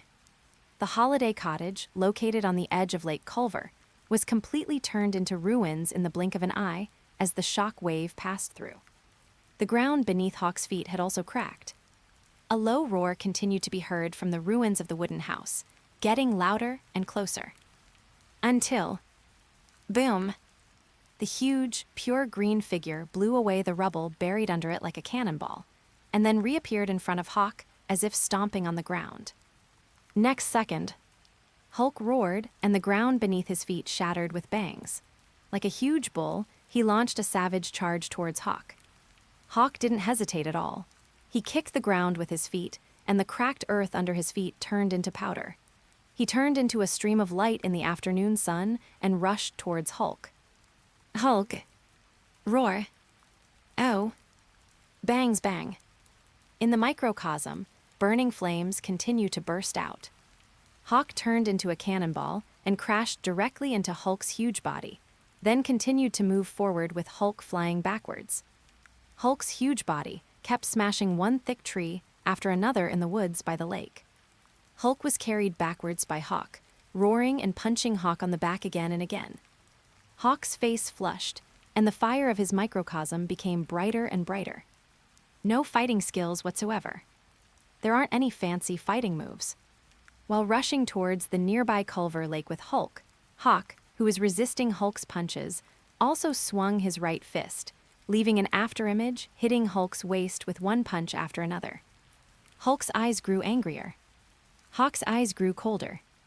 Boom, Hawk took Hulk directly into Lake Culver, and the bodies of the two men directly broke the ice of the lake. With the appearance of two thick water columns, Hawk, relying on his body advantage, stepped directly on Hulk's huge body at the moment of falling into the water. Then, at the moment of falling into the water, he still had cold eyes and punched the Hulk under him again and again. He had already chosen his battlefield during his previous field explorations of the terrain. It's Lake Culver. To be precise, it is in the water of Lake Culver. After awakening his microcosm, Hawk has completely gained control over his five senses. Even when fighting in water, he can still maintain his combat effectiveness by relying on his microcosm while blocking his breathing. But Hulk certainly can't do that. No matter how strong the Hulk is, he still needs to breathe. In the movie, Hulk was once taken to a high altitude and fell into a coma due to lack of oxygen. When fighting Thanos, he also needed to expose his head to the water to breathe. And so, the Culver Lake in front of us is the burial place chosen by Hawk for Hulk. But Hulk was obviously not satisfied with this place. After Hulk Hill slapped Hawk away with a slap, he tried to dive to the surface of the water. However, Hawk was as flexible in the water as he was on land. After a pause, a wave of air surged out and he instantly appeared under Hulk. He grabbed Hulk's thigh and continued to sink to the bottom of the water. The entire Lake Culver seemed to be boiling at this moment. One after another, water columns continued to explode above the water surface, and the ice layer continued to break. Gwen, who witnessed all this, was completely stunned. After she came to her senses, she quickly ran to the river and looked under the lake. The Hulk, with his huge body and green color, is very recognizable. But Hawk couldn't do that. But Gwen tried to open her eyes wide and looked at Hulk under the water, who was waving his limbs as if resisting something, and she felt relieved in her heart. In a word, if Hawk lost, then Hulk would have definitely surfaced. And now, since Hulk doesn't have it and is still in a defensive posture under the water, it can only mean that the advantage is on Hawk's side. Just as Gwen was thinking this, footsteps were heard behind her. Gwen quickly came back to her senses, seemed to have thought of something, and turned her head to look. Into the eye. She looked at the tight-fitting combat girl who had just fallen asleep on the roof of her car. She had woken up now, but came to her side with a pale face. Natasha also looked towards the bottom of the water where water columns kept exploding, as if a shocking battle was taking place. While trying hard to find Hulk under the water, she took out the communicator from her pocket and prepared to contact headquarters. As for Gwen, because she didn't appear with Hawk, she thought Gwen was just an ordinary passerby. Then, bang, Natasha, who was about to call the headquarters, was suddenly stunned. She subconsciously touched the back of her head and turned around to look. Into the eye. Gwen picked up a stick from somewhere, then looked at me with a mixture of nervousness, apology, determination, and worry in her eyes. What kind of pie chart-like expression was that? This thought flashed through Natasha's mind, and then she rolled her eyes, the communicator in her hand fell to the side, and then she fell to the side. That's it. The dignified S.H.I.E.L.D. Agent Black Widow Natasha Romanoff was knocked down with a stick by a high school girl who was just turning 18 in a few days. Who would believe it if I told them? Gwen looked at Natasha, who fell to the side, screamed, quickly dropped his stick, and supported Natasha, who had fainted. She looked at the unconscious Natasha, pursed her lips, thought for a while, and put her arms around Natasha's waist. She moved behind her, step by step, and tried to drag Natasha out of the battlefield. Gwen just made the move without any other thoughts. She just saw Natasha standing with Bruce Banner, and it was obvious that they were in the same group, and Natasha's action just now was obviously an attempt to call for support. How can this be allowed? Hawk came here to avenge his sister, which was only natural. And so, Gwen subconsciously hit Natasha with a stick, but she didn't want to hurt Natasha. If Natasha was left here, the battle between Hawk and Hulk would likely cause harm to the unconscious Natasha, so Gwen wanted to drag Natasha away from the battlefield.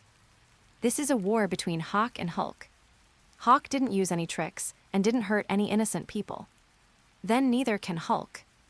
1-on-1. This is only fair under the water.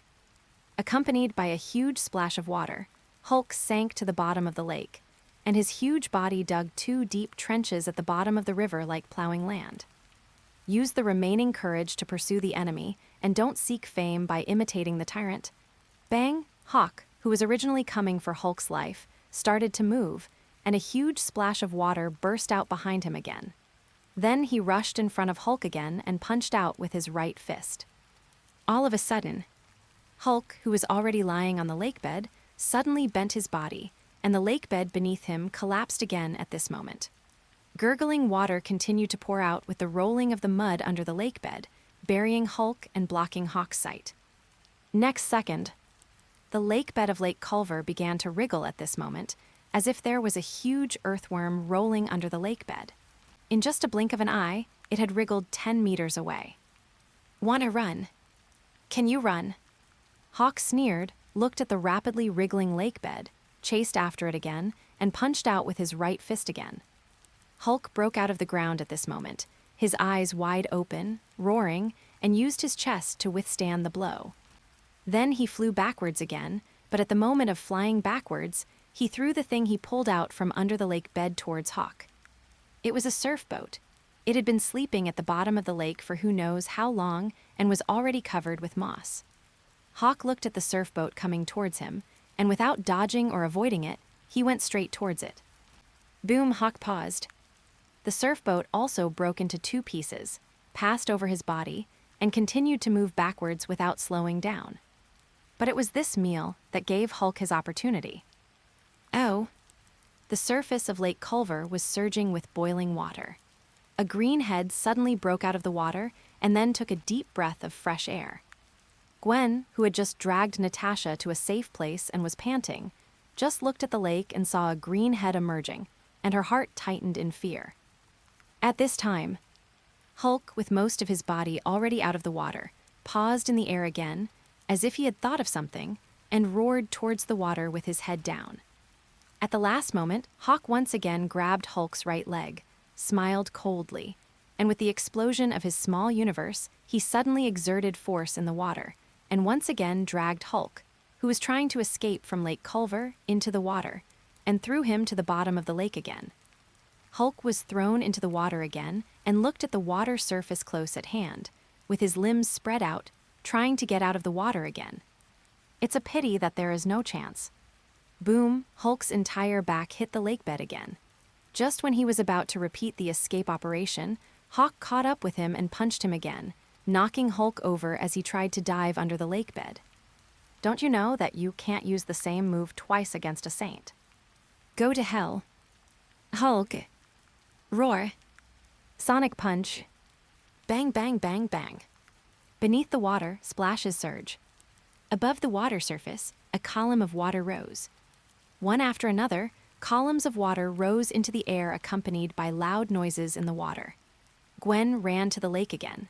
At this moment, he was stunned by the water columns that kept appearing on the surface of the lake. But soon, as the last sound disappeared and the last column of water fell, the originally boiling lake surface returned to tranquility at a speed visible to the naked eye. By the time Gwen reacted, the entire Lake Culver had returned to its former tranquility. The battle is over. Who's winning? Gwen's eyes were wide open at this moment, staring at the lake without blinking, expectantly, afraid that what she would see in the next second would not be the result she wanted. End of this chapter. Chapter 74, Hulk and #039 S Death, and Banner and #039 S Survival. Chapter 74, Hulk's Death and Banner's Survival, 3rd update, seeking first subscriptions. The surface of Lake Culver has returned to its calm state. The same is true below the surface. The muddy lake water washed over Hawk's body. Hawk stared expressionlessly at the huge green body, lying motionless in the mud on the lake bed in front of him. Hulk. Yes. It's dead. The way he died was very simple, just as Hawk had arranged. He was trapped in the water by Hawk and then drowned alive. But it is easier said than done. Hawk glanced at his current little universe in his mind. The microcosm was in chaos, and even the Phoenix constellation that lit up the microcosm was dim at this moment. No way. Hulk is indeed very strong. Ordinary people will burst out with unparalleled strength when drowning, let alone Hulk, who becomes stronger the angrier he gets. Hulk's counterattack before his death almost sent Hawk into the Phoenix constellation, where he began the process of rebirth from the ashes. But still he won. Hawk thought silently as he looked at Hulk's body lying quietly on the lake bed. At this time, strands of green light emerged from Hulk's huge body, and then, with a whoosh, the green light sank into Hawk's body. Hawk felt himself suddenly spinning slowly, as if pulling the green light into the small universe within his body. As wisps of green light sank into the small universe, the originally dilapidated small universe began to bloom with life again. This is gamma power. Hawk raised his eyebrows and looked at Hulk at his feet. After all the posthumous power was absorbed by his own microcosm, his huge body began to shrink, and the green light on his body gradually dimmed. Finally, as the last power disappeared, the huge Hulk disappeared silently on the spot and was replaced by Bruce Banner, who was lying on the lake bed, and his life or death was unknown. Hawk looked at Bruce Banner, who appeared, his eyes flashing. On the shore of Lake Culver, Gwen was still staring at the now calm lake with her eyes wide open and holding her breath. At this time, boom, the lake exploded. Gwen's pupils constricted.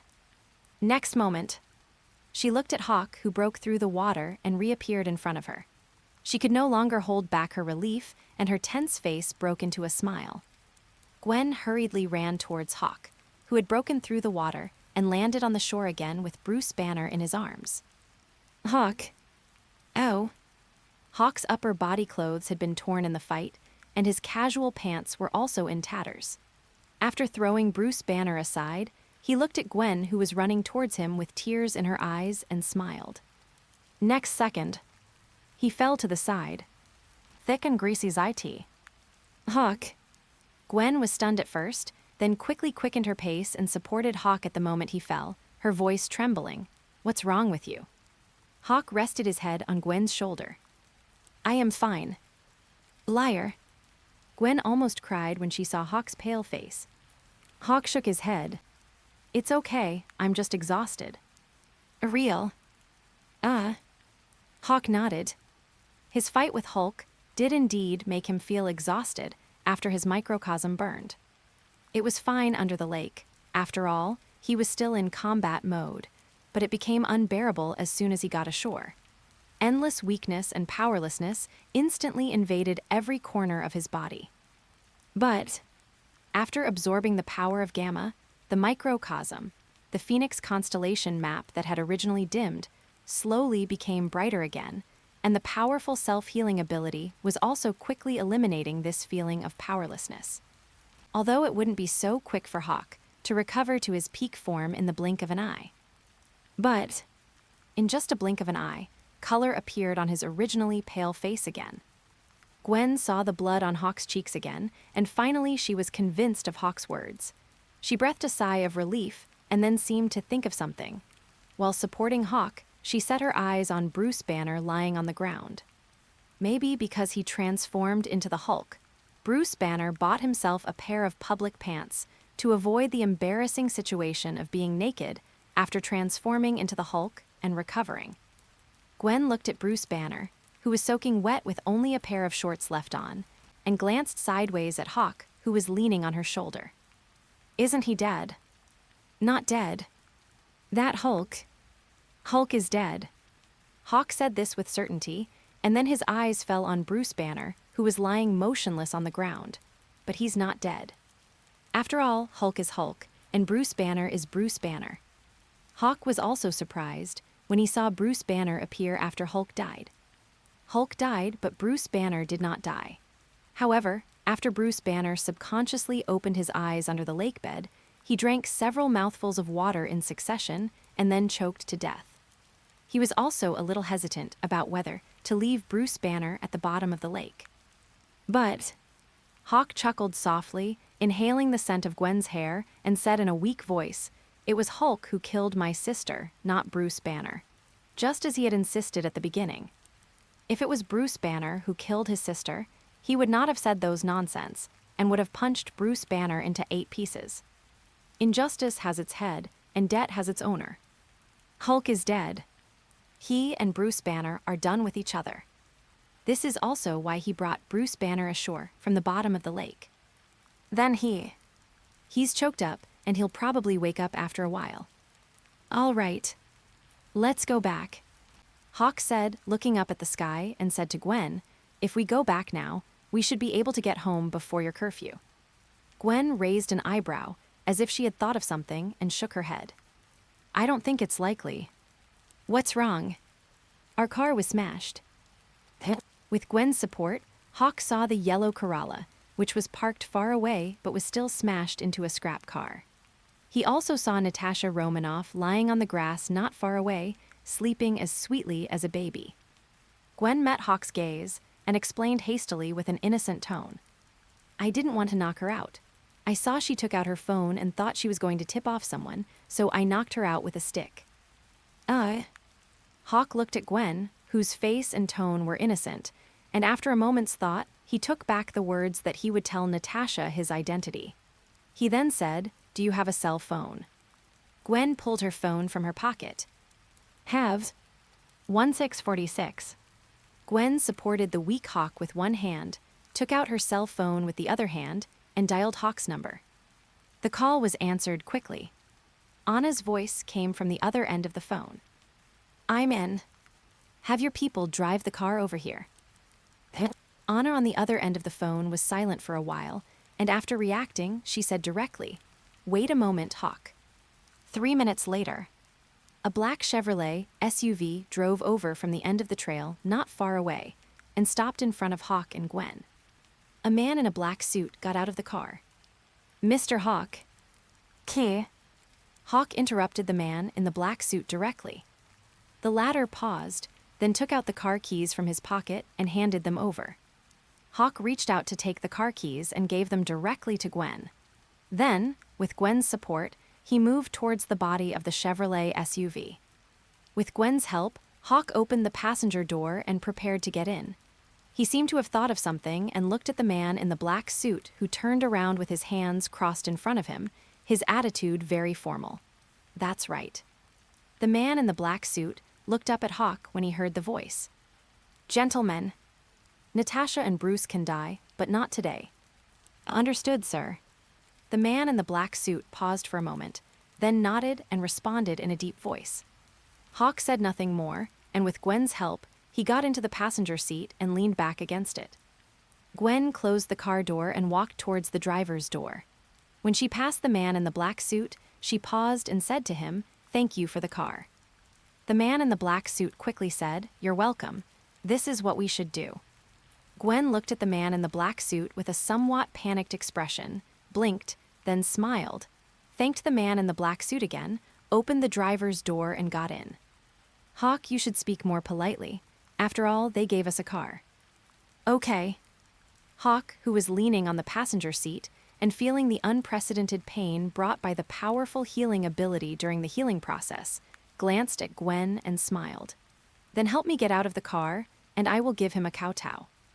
Gwen rolled her eyes at Hawk and ignored him. After starting the car, she turned the Chevrolet SUV around and drove towards New York City. "By the way, my car is still there. I wonder if they will find us after they wake up. My grudge with Hulk is over, but if they want to cause trouble for us, I don't mind starting a grudge with them again.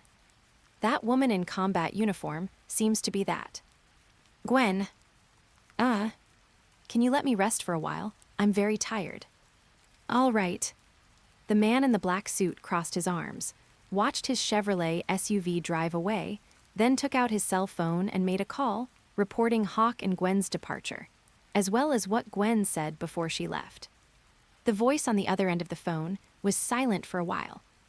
After a while, "Come back, we have a good relationship now. Let's keep it that way." "Okay, sir, the car left here." "Don't worry about it. Since he didn't explain, it means he doesn't care or he has plans. Don't interfere." Receive. End of this chapter. Chapter 75, Nick Fury and the Commander of S.H.I.E.L.D. Chapter 75, Nick Fury and the Commander of S.H.I.E.L.D. Fourth update. Please subscribe. Sunset. Lake Culver was very quiet. A breeze blew across the lake, causing ripples and brushing the riverbank, waking up Natasha, who had fallen asleep on the grass. Natasha slowly opened her eyes and stared at the orange-red sun in a trance. Next second, as her pupils quickly focused, she jumped up from the grass and quickly assumed a classic combat stance. But there was no one around except for the yellow Corolla whose roof he had just crushed, and Bruce Banner, whose life or death was unknown, lying in front of the ruined holiday cottage. And many more. Bruce Banner, Natasha reacted quickly and ran to Bruce, who was lying on the cracked ground, soaked all over and wearing only a pair of high-quality shorts. After testing whether Bruce still had a faint breath, she quickly took out a needle from her pocket and inserted it directly into Bruce's chest with a click. The injection has an immediate effect. Just the second after Natasha pulled out the needle, Bruce, who had his eyes closed, suddenly opened them. Next second. What? Bruce Banner suddenly sat up from the ground, his face full of horror, his mouth wide open, breathing heavily. Natasha, who was standing by and watching Bruce resurrect, couldn't help but breathe a sigh of relief. After a while, Bruce's breathing gradually calmed down, and his frightened expression gradually eased. Natasha supported Bruce and came to the riverbank and sat down under a big tree that was broken in 2/3. After Bruce sat down against the tree to rest, she began to ask Bruce questions. "What happens?" Bruce didn't say anything, but frowned, as if he was trying hard to recall something. Natasha didn't urge him, but just waited for Bruce to recall his memories. At the same time, she seemed to have thought of something and subconsciously touched the back of her head. Her mind, once again, recalled the pair of eyes she saw when she fainted. After all, those are a pair of perfect fan-shaped eyes. Who is she? Natasha thought to herself. At this time, Bruce frowned and looked down at his arms. After squeezing them hard, he seemed to confirm something. He looked up at Natasha, thought for a moment, and said in a deep voice, "Hulk is dead." Natasha came back to her senses and subconsciously stared at Bruce with wide eyes, as if she didn't hear clearly, and seemed to be reluctant to believe the answer. After all, that's the Hulk. Hulk is dead. Bruce Banner repeated, recalling the remaining memory in his mind. He dragged Hulk to the bottom of the lake. Hulk had no way to get rid of him and was forcibly suppressed at the bottom of the lake. He seemed to not need to breathe and killed Hulk at the bottom of the lake, but he didn't choose to kill me. There was something indescribable about his tone, even about the murderer who killed Hulk. How to say? Hate. Not to mention. Because no one hates Hulk more than himself. Although he chose to reconcile with Hulk after the Battle of New York and was able to freely control himself and transform into Hulk, this does not mean that he completely accepts Hulk. Let's put it this way, if he had a choice, he still hoped that he would not turn into Hulk again. After all, Hulk destroyed everything he had, caused him to leave his girlfriend, and forced him to hide in Barrett where even the air is poisonous. And now his dream has come true. Someone really helped him kill the Hulk in his body. So from this perspective, Bruce doesn't even have time to express gratitude, so how could he possibly hate? Only. Speaking of gratitude, Bruce Banner frowned slightly, feeling something strange. He couldn't explain what this feeling was now. But one thing is certain. Hulk is dead. Killed by that hawk. I'm quite sure of that. Bruce took a deep breath and clenched his fists under Natasha's gaze, but he could no longer feel the throbbing sensation he had when he was about to transform into the Hulk. He even felt a little lost inside, as if he always felt like he had lost something. Natasha fell silent, after hearing Bruce's confirmation. At this moment, a rapid telephone ring rang from the grass not far away. Natasha was stunned at first, then she reacted and quickly stood up and ran in the direction of the sound. Really? It was her dropped cell phone. Natasha quickly picked up the phone from the ground, looked at the incoming call on the screen, took a deep breath, and answered the call. Director. Natasha. The headquarters of the S.H.I.E.L.D., 3 flying ornaments. Nick Fury, who was very recognizable in a black windbreaker and black eye mask, stood in the combat command center with his hands on his hips. As Natasha's voice came out clearly, he asked directly. Estimated time of arrival in Tennessee. It is expected. Natasha opened her mouth, then looked at Bruce Banner, who was leaning against a tree with an inexplicable expression, a little happy, a little lost, and a little angry, and then she reacted. Chief Hulk was killed. Nick Fury, hands on his hips, froze instantly. His single eye also involuntarily narrowed. Commander Maria Hill, who was standing nearby in a S.H.I.E.L.D. combat uniform, was also stunned when she heard Natasha's words. What do you mean Hulk is dead? Bruce Banner is dead. No, Dr. Bruce Banner is still alive. It's just the Hulk who's dead. Hulk is dead, but Bruce Banner is alive. These words confused the director of S.H.I.E.L.D. and the commander of S.H.I.E.L.D. Nick Fury came back to his senses, his dark face filled with seriousness, a detailed report. Natasha responded, and then started talking about how she met Dr. Bruce Banner at the airport. They arrived at the holiday cottage safely. Dr. Bruce Banner put away his luggage and was about to go back to the airport to Tennessee when Hawk, who claimed to be his sister and came to seek revenge, appeared. Then it talked about how Hawk, who looked less than 21 years old, fought against Hulk and was not at a disadvantage. He even dragged Hulk into the lake and then killed Hulk in the lake. She didn't hide anything and told him everything, including the fact that she was knocked unconscious by Gwen. Nick Fury and Maria Hill, who were in the command center of the San Fe ornaments, were completely stunned after listening to Natasha's story. Especially after hearing that Natasha was knocked unconscious by a girl who was also under the age of 21, Maria Hill couldn't help but twitch the corners of her mouth. Nick Fury even paused for a moment. Good guy. The dignified S.H.I.E.L.D. agent, codenamed Black Widow, was knocked unconscious by a girl under the age of 21. This must be a joke. Natasha also keenly caught the breath pause on the other end of the phone. I'm sorry, Director, Commander. It happened too suddenly. I didn't have time to think carefully. Thinking about it now, she was indeed careless at that time. How could a strange girl appear here at this time by such a coincidence? But she had just woken up from the shock wave, and her mind was still a little dazed. Moreover, Gwen had no weapons and did not look threatening at all. Result: the dark history of the future has emerged. When Natasha thought about the dark history she would have in the future, she suddenly felt a little melancholy. At this moment, Maria Hill's voice sounded again. Do you think the girl who knocked you out is in cahoots with that guy called Hawk? No doubt. Natasha nodded affirmatively, then frowned slightly as if she had thought of something. But, explain. Nick Fury spoke in a low tone. Natasha told what Bruce had just told her, that after Hulk died, they could have left him at the bottom of the lake and drowned, but that Hawk chose to rescue him. And herself. At this time, Natasha thought of what Hawk said at that time. Every injustice has its owner, and every debt has its owner. What? Maria Hill listened to Natasha's sudden muttering, but seemed not to hear it clearly. Natasha came back to her senses. Commander, that Hawk said from the beginning that he came for Hulk and for revenge. And so, is this why the other party didn't kill Natasha and Bruce Banner, quite principled? Maria Hill thought to herself. But Nick Fury clearly didn't think so. Nick Fury, with his hands on his hips, sneered, Natasha, you just said that he called out your name and our S.H.I.E.L.D. from the very beginning. Natasha came to her senses. Yes. He's afraid and doesn't want to be our enemy. Natasha was silent.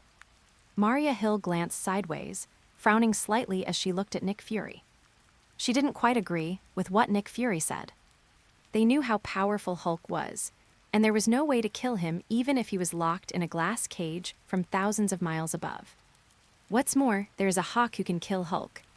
Maria Hill was thinking about it, and was about to raise an objection when Nick Fury spoke again.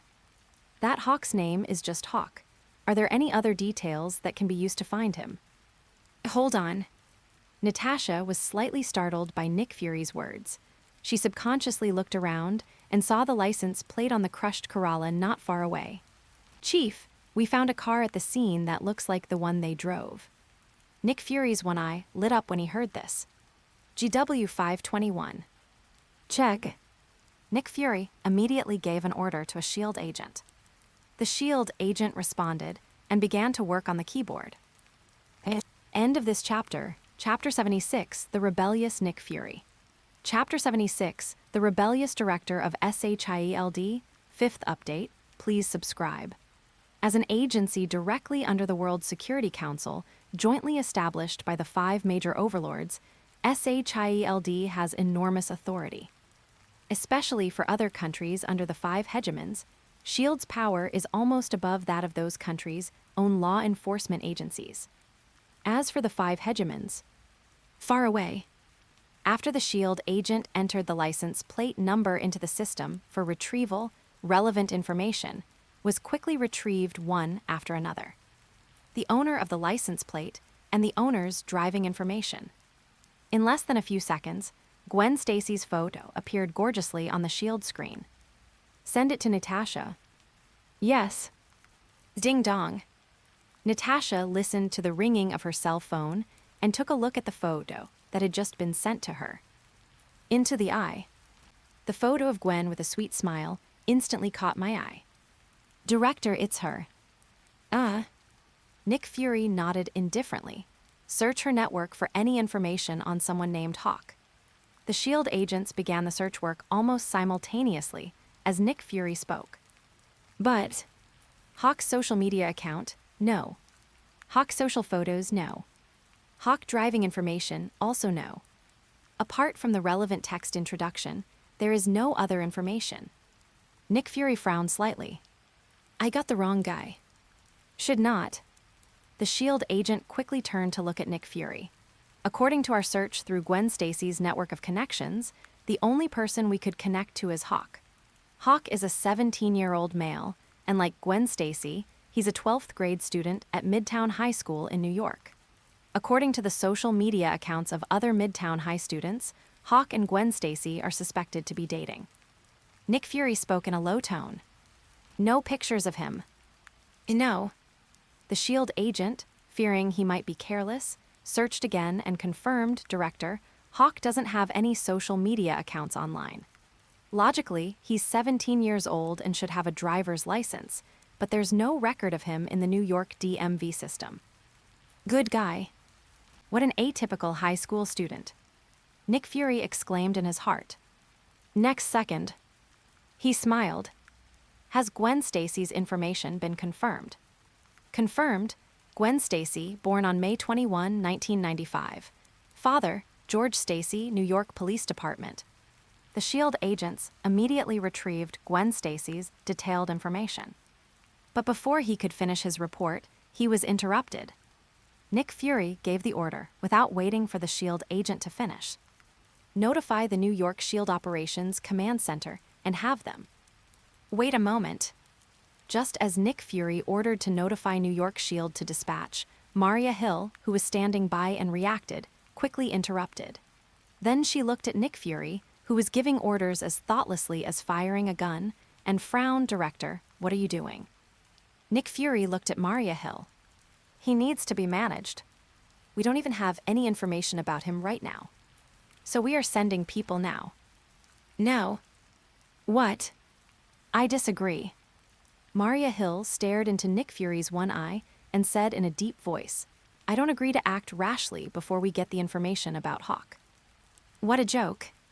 The other party is capable of killing Hulk, but he just rushed forward without any careful investigation. What does he want to do? Would it bring such a powerful enemy to S.H.I.E.L.D., although Hawk has killed Hulk? But Maria Hill thought this was manageable, if Natasha's report was true. The other party killed Hulk for revenge.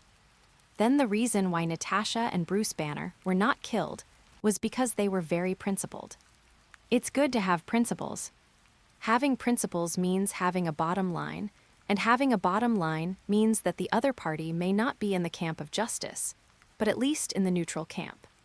If we do as Nick Fury says and just rush forward, isn't that obviously looking for trouble and creating a powerful enemy for ourselves?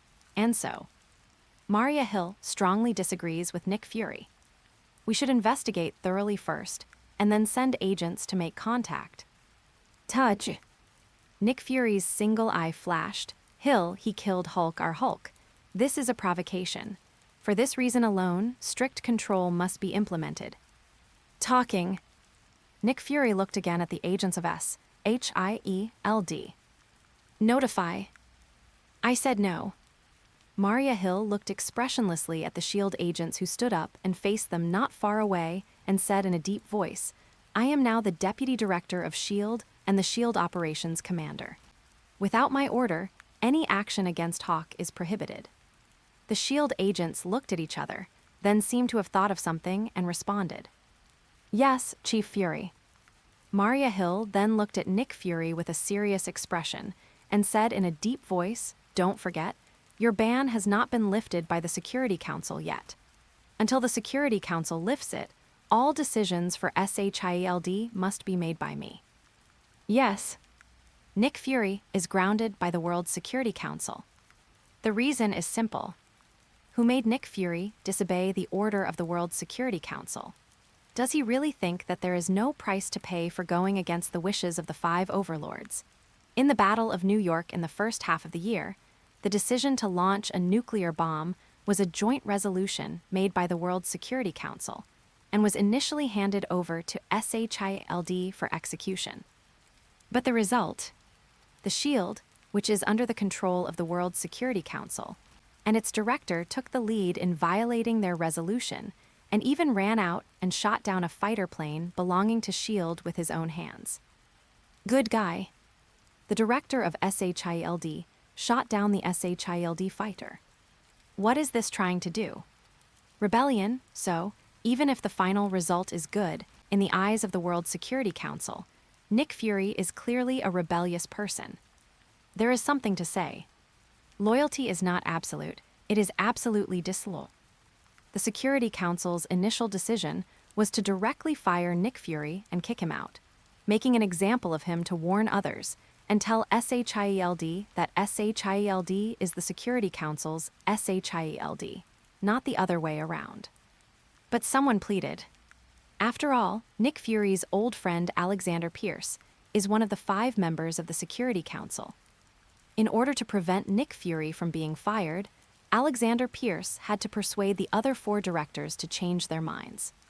In the end, they decided to suspend all of Nick Fury's operational permits, and Deputy Director and Operations Commander Maria Hill would act as his acting commander during this period. As for how long Nick Fury's permission to operate will be suspended. Kata. In a word, see the effect. So far, the Security Council has not unfrozen Nick Fury's operational permit, so even though Nick Fury is still the director of S.H.I.E.L.D., he is now just a mascot and a decoration. He can still participate in all S.H.I.E.L.D. affairs, but he can watch and speak, but has no right to make any decisions. Nick Fury also reacted after hearing what Maria Hill said. Only. Nick Fury said in a deep voice, you will let the enemy see our weakness. Maria Hill frowned slightly, and just as she was about to speak, a surveillance photo suddenly popped up on the big screen. The S.H.I.E.L.D. agent was also stunned. He subconsciously glanced at the source of the information, then his eyes lit up and he turned to look at Maria Hill. Sir. Explain. Maria Hill turned her head and noticed the surveillance photo that appeared on the big screen. Where did you find this? New York University just uploaded a photo online of the scholarship recipients for next year. Hawk is one of them. I then searched the system and found it. Where is this? Quantico. As the S.H.I.E.L.D. agent spoke, his hands moved as if dancing. As the first photo appeared, more photos were retrieved.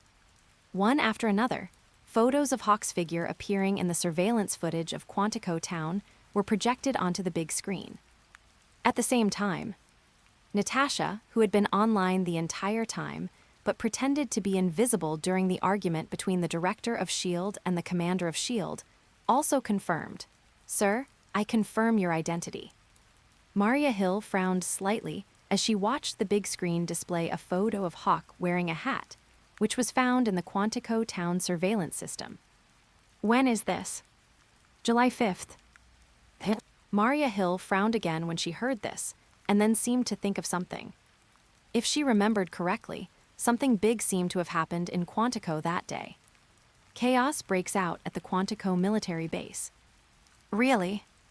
The information was confirmed. Surveillance footage showed that Hawk appeared in the surveillance during the day on the day of the riot at the Quantico military base, but he was not filmed again after the riot began. The next time he appeared, Hawk's registration information appeared in Maryland. And so, if nothing unexpected happens, the unrest at the Quantico military base should be related to Hawk. Nick Fury, standing by, looked at Maria Hill after receiving this information. A murderer who disregarded the military, provoked them, and killed dozens of soldiers that night, and yet the commander still insisted on making contact. Maria Hill looked at Nick Fury, expressionless. If Director Fury disagrees with my decision, he can appeal to the Security Council. Say it. Maria Hill ignored Nick Fury and gave orders to the agents. Continue. Yes. Seeing this, Nick Fury's one eye flashed, and he turned and left the Combat Command Center. Next moment, Nick Fury returned to his office, took out his phone, found the number of the friend he had called to show concern when the base was in chaos, and called him. Cause a commotion at the Quantico military base, brazenly killing members of the S.H.I.E.L.D. Avengers. This is no longer an ordinary crime. Must hit hard. In a word, Hawk must be controlled, under his supervision. End of this chapter. Chapter 77, Nick and #039, S Reckless Acts, and Hawk and #039, S Weakness. Chapter 77, Nick's Reckless Acts and Hawk's Weakness, 6th update, seeking first subscription. Nick Fury believes he did nothing wrong. If he had not stopped the S.H.I.E.L.D. fighter from taking off, if he had not notified Tony Stark, a nuclear bomb would have exploded over New York City. What would happen to New York City if this nuclear bomb exploded? Abandoned city. Or a ghost town. But the Security Council doesn't care about this or that. Again, I gave orders, but you did not follow them and even took the lead in violating them. Although the final result was good, it is true that you violated the orders. Therefore, in the eyes of the Security Council, simply freezing Nick Fury's authority to act without expelling him was already a great favor. But Nick Fury doesn't think so. He has been trying to find a way to unfreeze his own authority. Now he saw his opportunity. Hulk is a member of the Avengers of S.H.I.E.L.D. If Hawk kills Hulk, it will be a slap in the face of S.H.I.E.L.D. And a slap in the face of S.H.I.E.L.D. is like a slap in the ass of the Security Council. Although the Security Council may not necessarily pay attention to this matter at the moment. But this is only because the matter did not get out of hand. If it had gotten out of hand, would the Security Council support Commander Maria Hill, who advocated peaceful contact, or would it support him, who advocated strict supervision? The answer is clear. As for who should make this matter a big deal, after knowing that Hawk was most likely the mysterious man who caused trouble at the Quantico military base, he already had a perfect candidate in mind. Thaddeus Ross. This is a ruthless person, and he is also a ruthless person with an extremely strong backing. If it were an ordinary general, after being thrown into such a mess by Hulk and Abomination in New York City, he would definitely be benched even if he didn't die. But what about General Ross? It cannot be said that there was no impact at all, but it can also be said that he was promoted. Tell a joke. Local squid mostly support the Democratic Party, while Middle Eastern squid mostly support the Republican Party. General Ross is an absolute hawk in the Republican Party. His proposal is to use military means to solve the problem. There is something to say. Gentlemen, I love war. These words could be said to be tailor-made for General Ross. Therefore, others did not dare to make a big deal out of it, but General Ross did. Soon. The call is connected. Fury, I'm the murderer who attacked your military base. Are you interested in making a deal? General Ross, who was on high alert at home to prevent his daughter from finding a chance to sneak out, was stunned when he heard Nick Fury's words on the phone, and then his expression became serious. Have you found out who the murderer is? Yes, are you interested? Condition. General Ross did not immediately agree to Nick Fury. Nick Fury sat back in his seat, his single eye flashing with a glint of wisdom. My authority to move has been frozen. General Ross laughed when he heard this. Of course he knew about this, but he was not surprised, because if it were his subordinates, Nick Fury, who did not carry out the order after it was given and instead resisted, would have been dragged out and shot. And so, feel sorry. The latest news is that he killed Hulk. Etc. General Ross, who was about to laugh at this lack of chips, was stunned when he heard this. The smile on his face also disappeared. What? You heard what I said. Hulk is dead. He killed Hulk. Nick Fury listened to the breathing on the other end of the line. Although General Ross didn't speak, he knew that General Ross had taken the bait, so he said bluntly, "Help me unfreeze the Operation Authority, and I will tell you the identity of the murderer. We will work together. After the arrest, he can be under the joint supervision of the two of us, just like the Abomination. How about it?" General Ross was not enough to restore his operational authority. But General Ross's supporters can do it, and for them, it may even be a matter of just a word. And he didn't suffer any loss. Under joint supervision, after the successful capture, General Ross can conduct research, and their S.H.I.E.L.D. can also conduct research. Nick Fury thought to himself. General Ross's thoughts raced after hearing the conditions offered by Nick Fury. Absorbs gamma rays. Kill the Hulk. If the news is true, it can only mean one thing. The murderer who attacked the military base at that time was more powerful than Hulk, and even had better control over his own strength. He was not like Bruce Banner, who transformed into Hulk and had no rationality at all. And if we catch him and conduct research on him, the more General Ross thought about it, the more excited he became, but the more excited he became, the more he suppressed the excitement in his heart. Name. No. Nick Fury laughed. That's not how the deal works. Unfreeze my operational permissions, and then we can act together. General Ross snorted. Does Maria Hill know this news? No. Then why don't I work with Maria Hill? Because you can't. Nick Fury was not at all worried about General Ross's idea. You and Maria Hill are not the same, and neither am I. General Ross was silent. After a while, I need to think about it. Please do it, but it's best to do it as soon as possible. We don't have much time left if Maria Hill makes contact with us. Give me 30 minutes. After saying this, General Ross hung up the phone, closed his eyes, and entered a state of rapid thought. Nick Fury, after hearing the busy tone on the other end of the line, also hung up the phone with a smile. Ross would agree. He wasn't worried at all. But don't put all your eggs in one basket. Nick Fury's one eye once again flashed with a strange light of great foolishness and wisdom. He brainstormed quickly, and then seemed to have thought of something.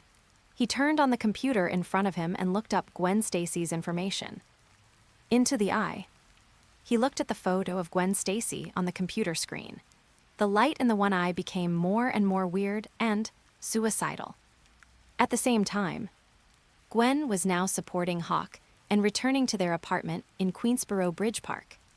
Boom, after putting the weak Hawk on the sofa, Gwen couldn't help but straighten her back, bared her teeth, and punched her lower back with her little fists. Hawk, who was sitting on the sofa, couldn't help laughing when he saw this scene.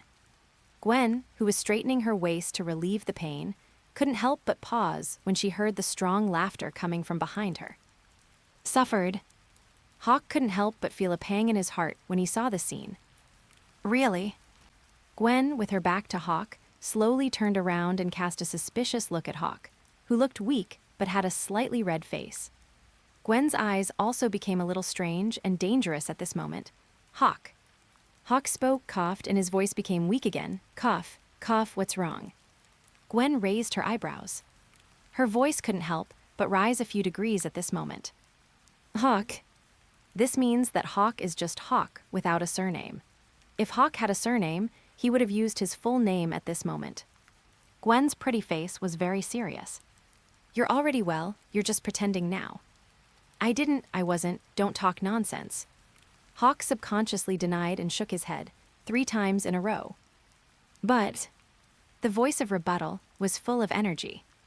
Gwen smiled, the kind that smiles with neither expression nor action.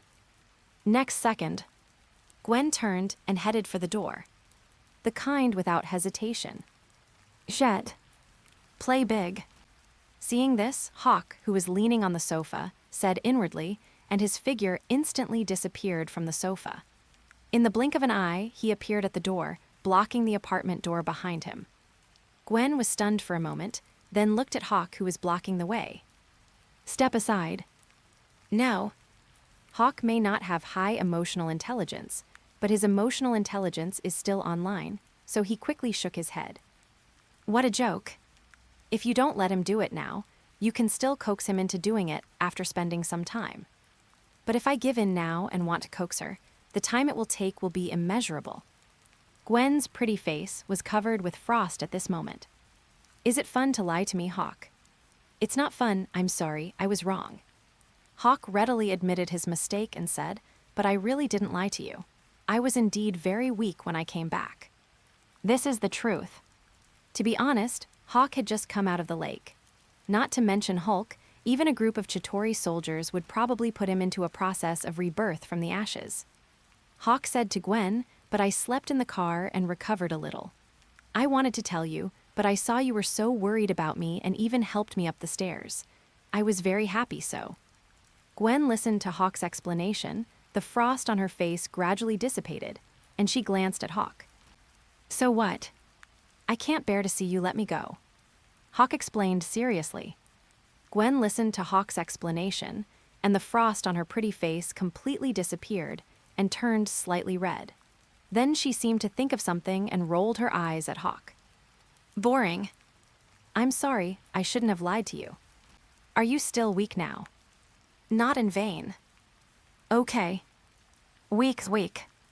Hawk stared at Gwen's pretty face and came up with the correct answer, nodding to express his weakness while his voice became weak again. Seeing this, Gwen wanted to laugh, but she kept a straight face and looked at the weak Hawk in front of her. She rolled her eyes again and stepped forward to support Hawk, who seemed about to fall down in the next second. If you're weak, just lie down. Come, I'll help you to the bed. It is good. Be careful, take off your shoes. Gwen.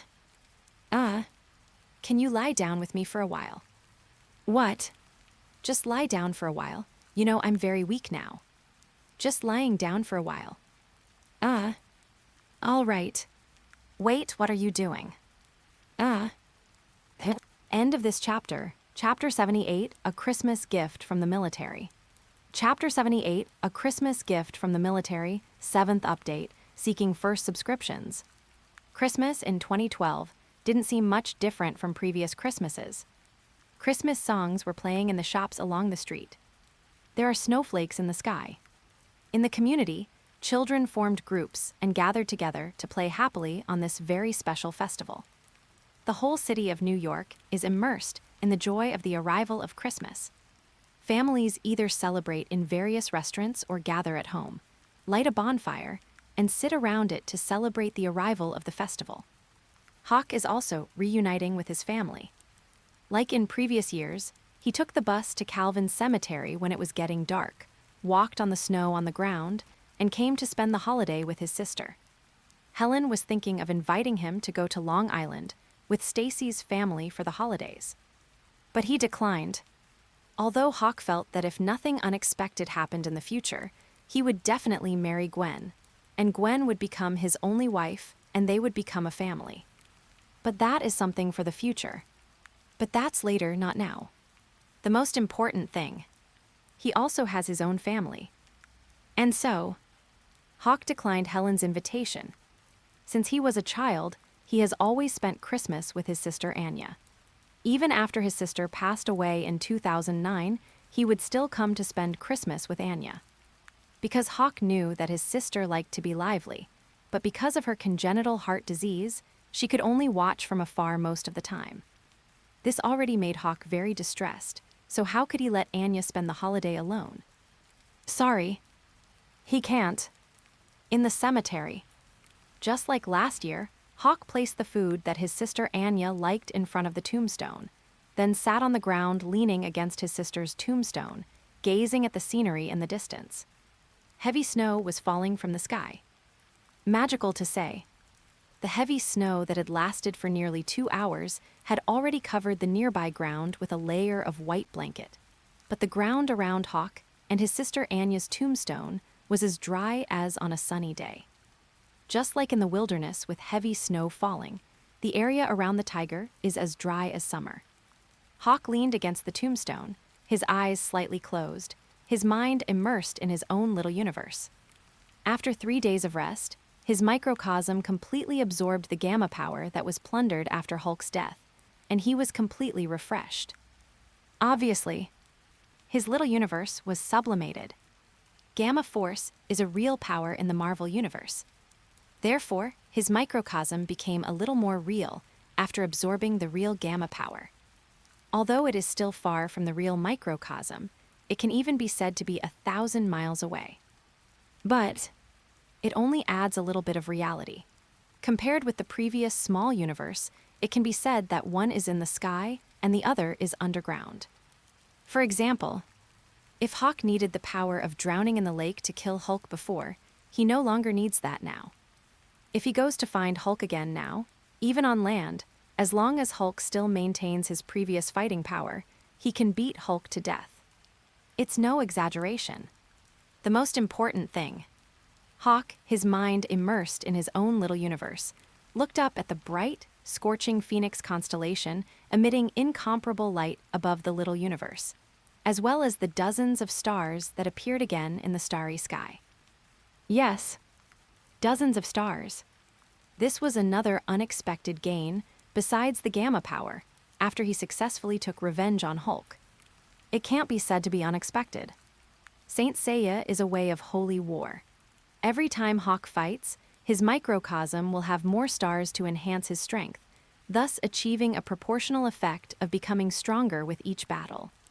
Hawke plans to use the dozens of extra stars this time to light up the Draco constellation. The Phoenix constellation gave him the confidence to achieve immortality and nirvana. Then Dragon will provide him with Dragon's strength and Dragon's protection. Brutal strength and unparalleled defense. This is the constellation Draco. Among all the saints, he is the only one who is stronger without the armor than with it. The most important thing. This is a dragon, the phoenix sings in the sky. The dragon roars to the sky. Hawke slowly opened his eyes and glanced sideways at the photo of his sister on the tombstone next to him, who seemed to be smiling at him, and a gentle expression appeared on his face. Hulk should be in hell by now. You should have seen it too. Don't worry, there is still hatred, and hatred will come soon. Remember to tell Mephisto that if he doesn't take good care of you, when I go to hell, I'll tear his head off and use it as a urinal. Just like what Mephisto did to Thanos. What? Don't know who Zatanos is. Ghost Rider knows that Ghost Rider uses the power of Thanos. After defeating Zarathus, Mephisto twisted off Zarathustra's head and turned it into a chamber pot. Ghost Rider's power was bestowed upon him by Mephisto using one of his chamber pots. Hawke spoke softly, as if his sister Anya, who was in hell, could hear him. Hawke, leaning against the tombstone with his eyes closed, chattered about the things that had happened to him this year that might have made his sister, Anya, feel interesting and happy.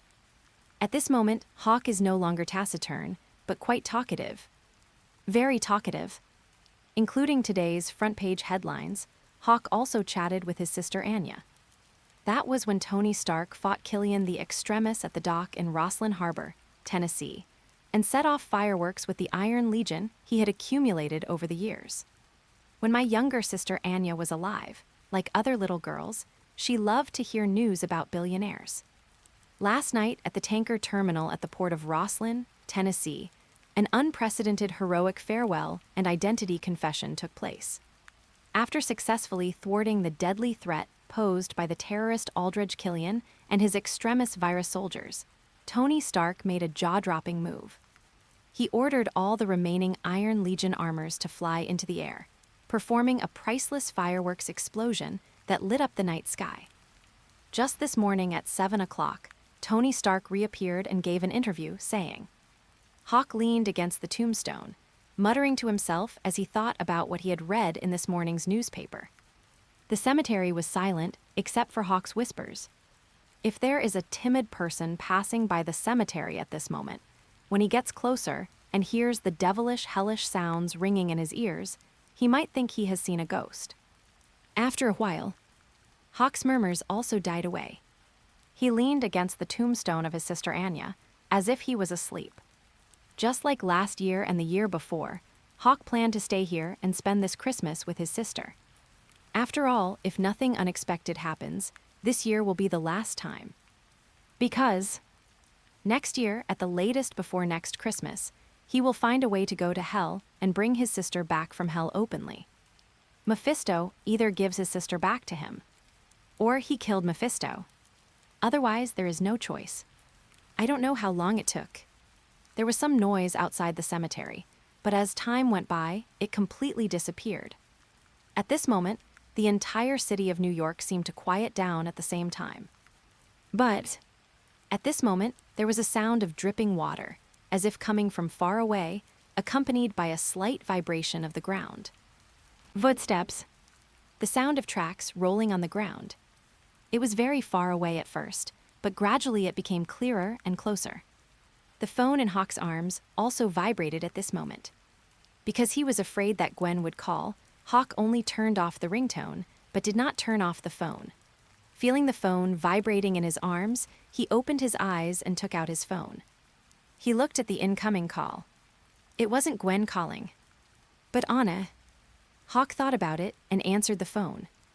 Hey, Hawk, I just received news that the military has learned that you are the one who broke into the Quantico military base that day.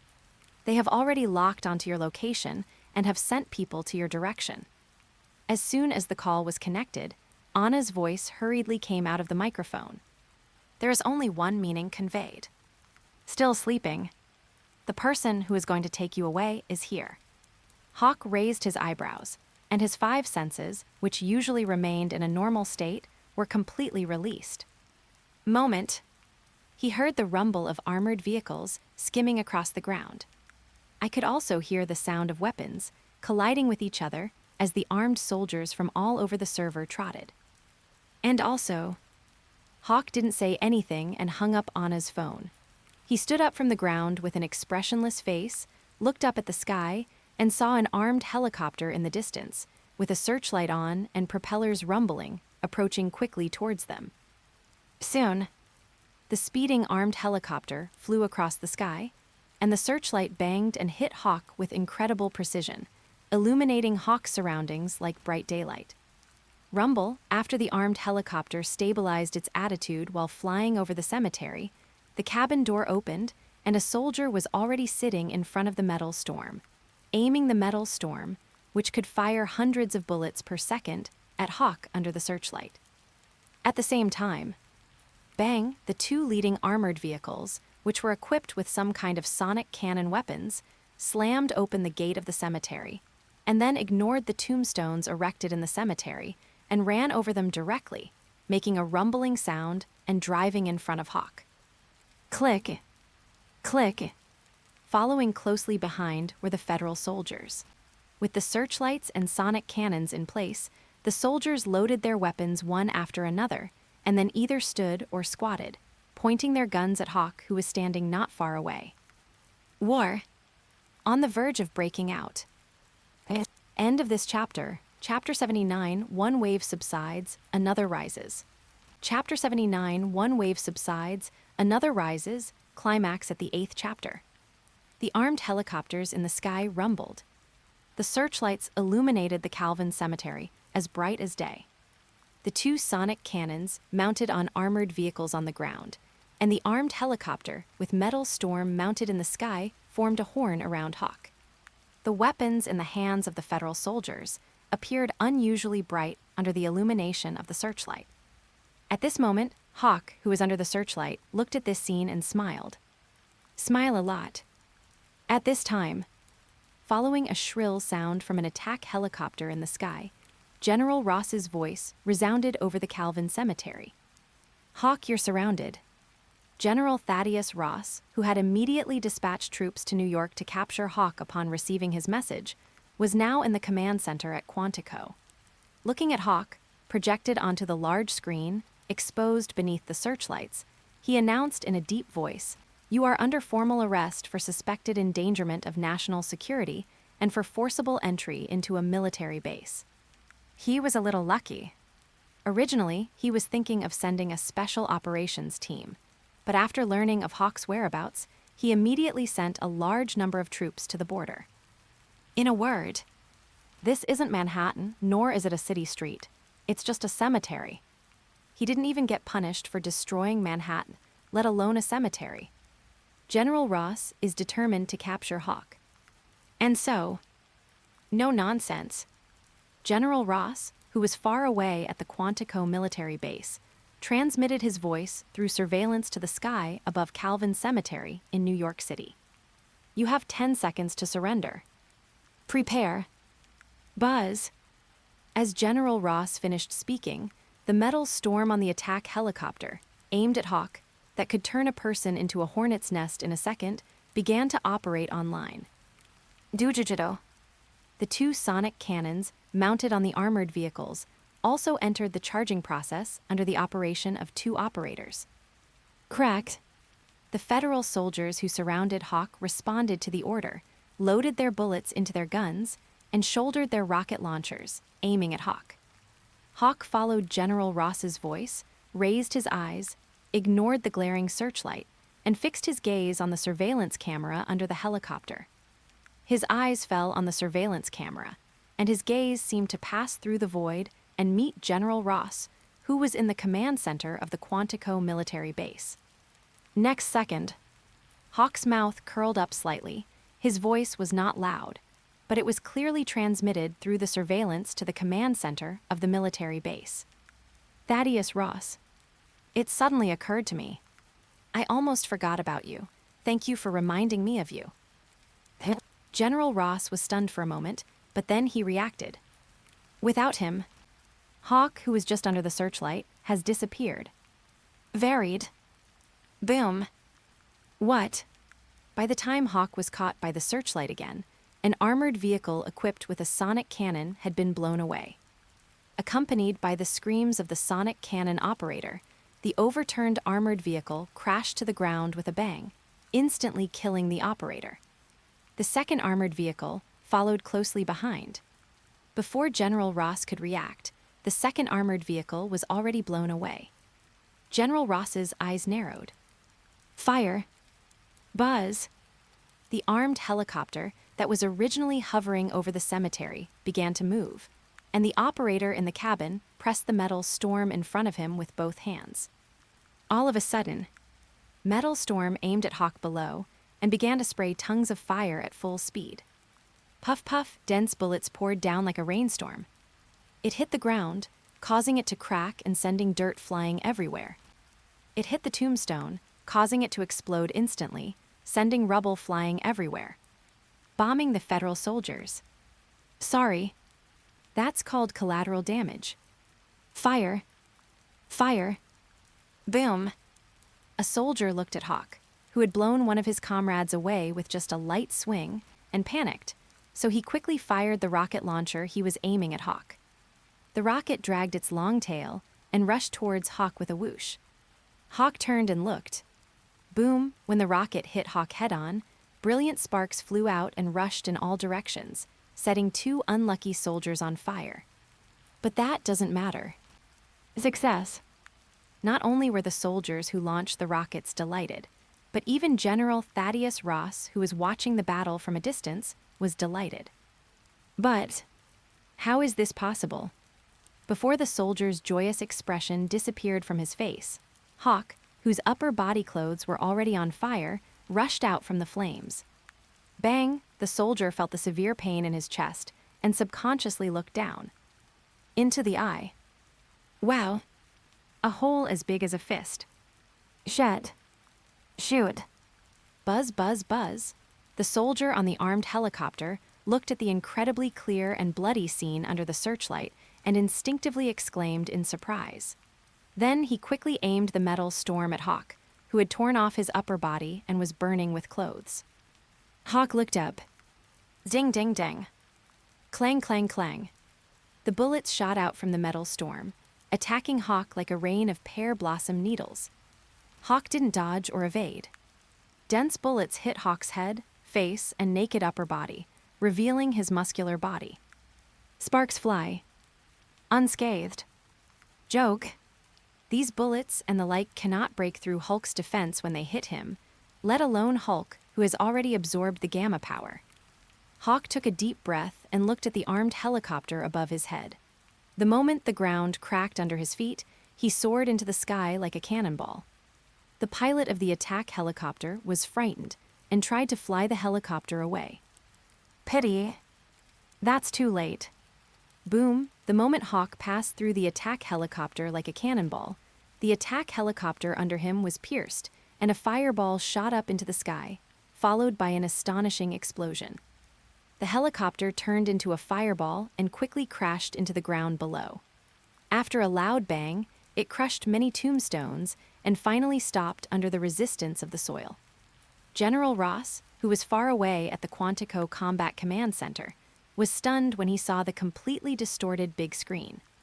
Being at the scene, I watched this inhuman scene with my own eyes and was completely stunned. Next second, the surviving soldiers reacted quickly when they saw a streak of light falling to the ground and rushing towards them. They turned around and ran away instinctively.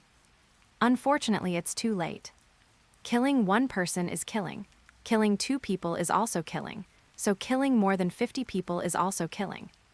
It's just a matter of quantity. In just a blink of an eye, the offense and defense had changed. The federal soldiers who were originally so aggressive were now like dogs that had lost their homes, howling and screaming, and they only wished that their parents had not given them 2 more legs. The Union soldiers tried to run out of the cemetery gate. A federal soldier listened to the screams behind him, which were becoming fewer and fewer, then looked at the gate, which was just around the corner, and a hint of joy appeared on his frightened face. Next second, this joy was frozen. Not only his expression, but also his body shape was frozen. The soldier lowered his eyes and looked at the little thing that was still throbbing on a bloody big hand that appeared in his sight. His intuition told him that this was my heart. After the last thought flashed through the soldier's mind, no other thoughts remained. He closed his eyes, his body softened, and he fell to the side with a plop. When the first-generation spider spirit arrived at the cemetery, Peter, who was squatting on the wall on all fours, looked at the scene that came into his sight and could hardly believe his eyes. The ground looked like it had been plowed by a tractor. Countless exploded tombstones. The ground was littered with the bodies of soldiers, with all kinds of broken limbs and arms. Not far away, there was a flame and a burning helicopter that was broken into 2 pieces. And also, not far away, there were 2 overturned armored vehicles. The door of one of them was kicked open from the inside, and then a soldier with blood all over his head struggled to crawl out.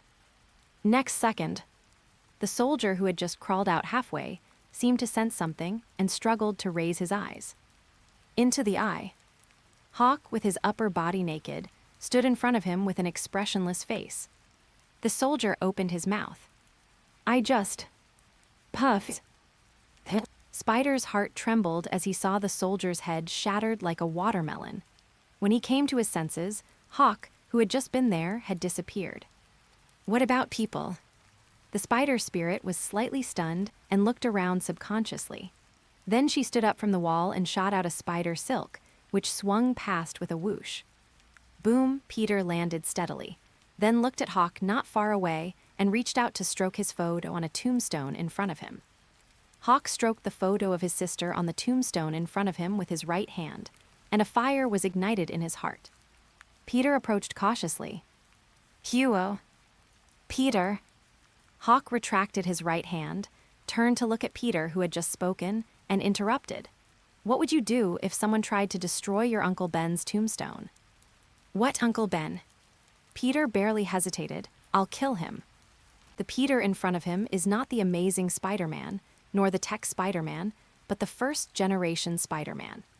After learning that her Uncle Ben was killed, she found the robber and killed him without ever thinking of taking legal action. This is also why he likes the original Peter Parker. Not only is she as shy and reserved as he is, but she is also as clear about gratitude and resentment as he is. Hawk listened to Peter's answer and was not surprised.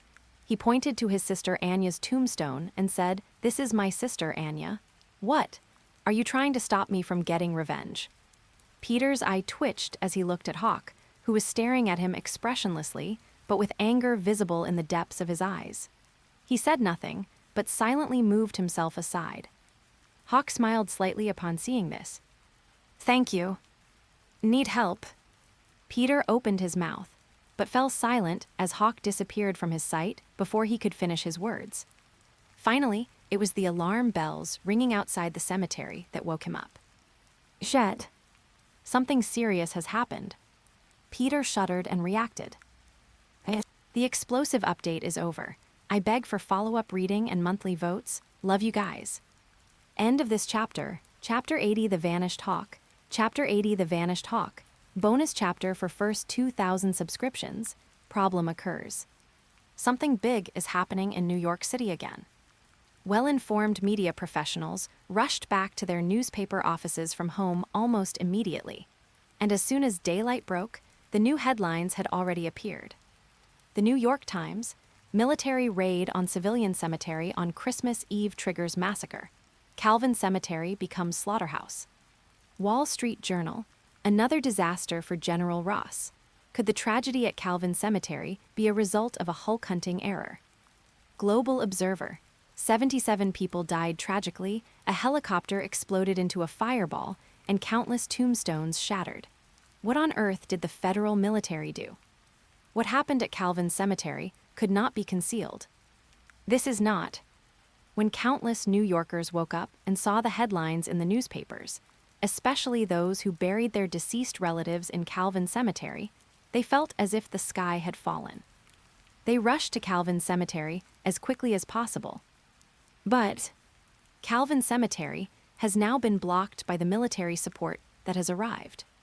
Faced with countless New Yorkers shouting that their loved ones were inside and they wanted to go in, the guarding soldiers remained unmoved. After receiving the order, they loaded their guns and stared at the cordon. If anyone dared to cross the cordon, they would shoot without hesitation. Joke. If I can't beat the monster last night, can't I bully you ordinary people? The close relationship between the military and the people, this thing does not exist in the Federation. Even if a disaster occurs in various parts of the Federation, the military will appear not to provide disaster relief, but to suppress it.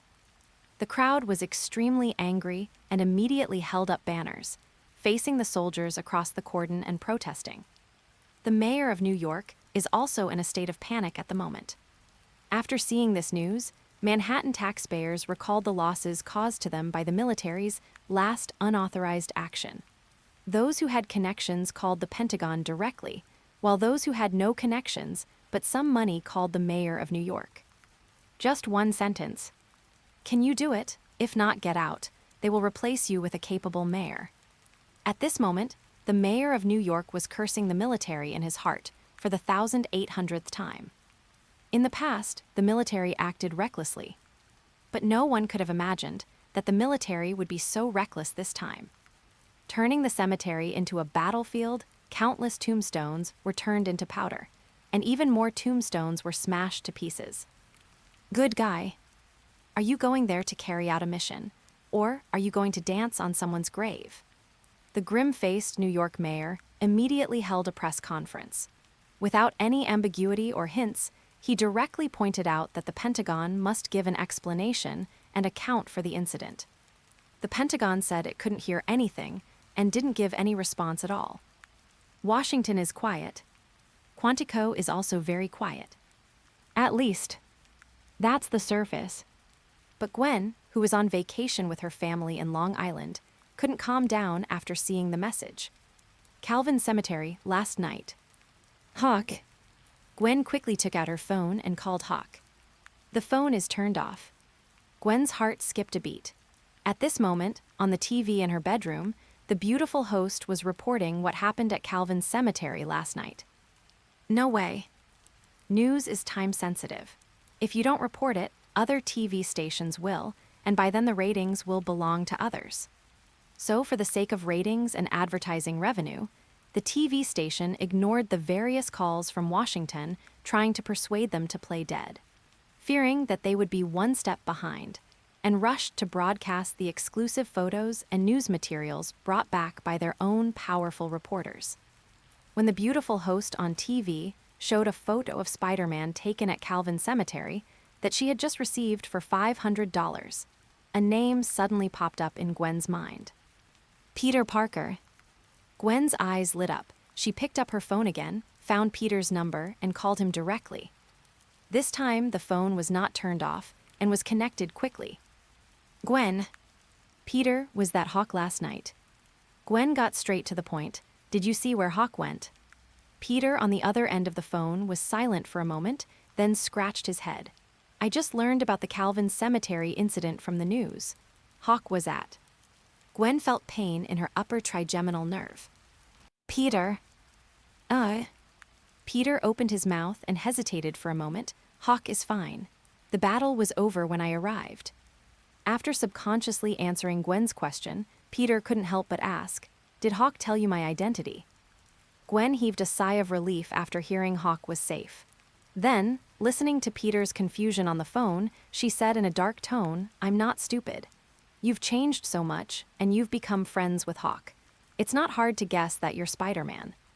Peter listened to Gwen's explanation and nodded subconsciously. Where is Hawk now? I can't get through on the phone. Do not know. Peter.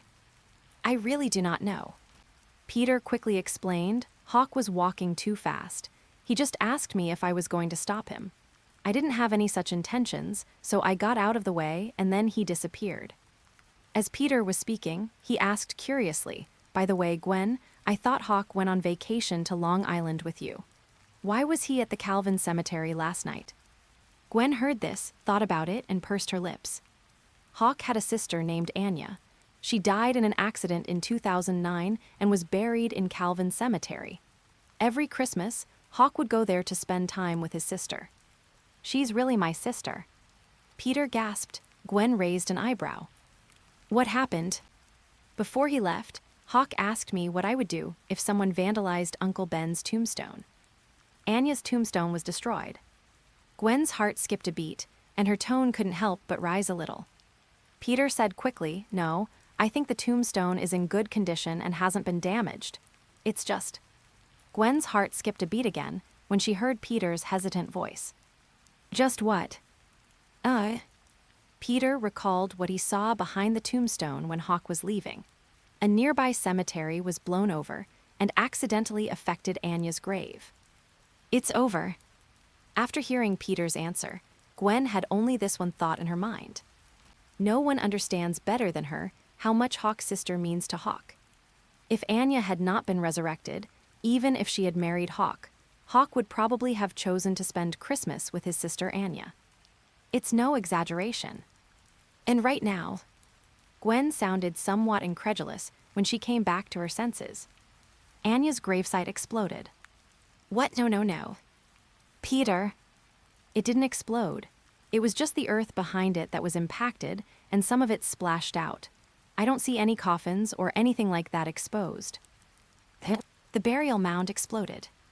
What's the difference between this and a tomb explosion? Gwen's mouth twitched. At this time, Helen's voice rang out from outside. Gwen. Coming. Gwen came back to her senses and responded loudly. Then she said to Peter on the other end of the phone, "Remember to contact me if you have any news about Hawk." Then she hung up the phone in a hurry. After calming down, she opened the door and walked out. As she walked down the stairs of the holiday villa, she asked, "Mom, what's wrong?" The words have not yet fallen. Gwen just walked down the stairs and saw an acquaintance. Okay. Very familiar. Natasha, who was knocked unconscious by her with a stick that day, was now standing at the door and talking to her mother Helen with a smile. Seeing this, Gwen's heart skipped a beat again. Helen looked at Gwen, who was coming down the stairs, and said with a smile, "Natasha said you lent her the car, and she came here to return it." Natasha smiled and looked at Gwen, who was walking towards her, greeting her with a smile. "Good morning, Gwen." "Good morning." Gwen was silent for a moment, responded, said a few words to her mother, and then followed Natasha, who had come to return the car, out of the house. Into the eye. The yellow Corolla, which had been repaired and looked brand new, was parked quietly at the door. "Go up and check it out. I didn't damage your car." Gwen listened to Natasha's words without saying anything. She opened the driver's door of the car and got in. Natasha also got into the passenger seat and closed the door. Gwen took a deep breath and looked at Natasha. "Are you here to kill me?" "What?" Natasha was stunned at first, then smiled and shook her head. No, no, no, how is this possible? You didn't kill me at that time. How could I kill you?" Gwen looked at Natasha, "But you sent someone to kill Hawk." Natasha shook her head again. "We weren't responsible for last night's attack. In fact, if what happened last night hadn't happened, I wouldn't be here to meet you now. What happened at Calvin Cemetery last night caught the entire city of New York off guard. But S.H.I.E.L.D was also caught off guard.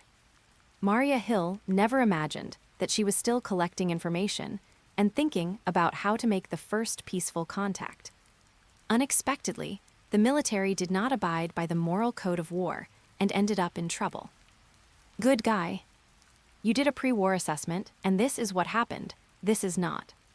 When Maria Hill learned about this, she had no time to think about why the military was so reckless, and she was even too lazy to think about why the military knew about Hawk.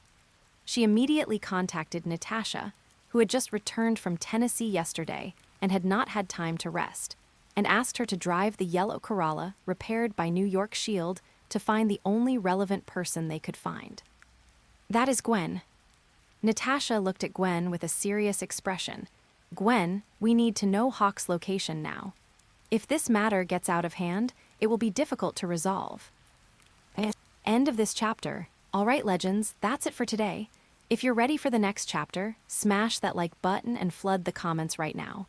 Remember, we've got 3 days to prove this story needs to continue. Subscribe so you don't miss the drop, and I'll meet you in the next audiobook.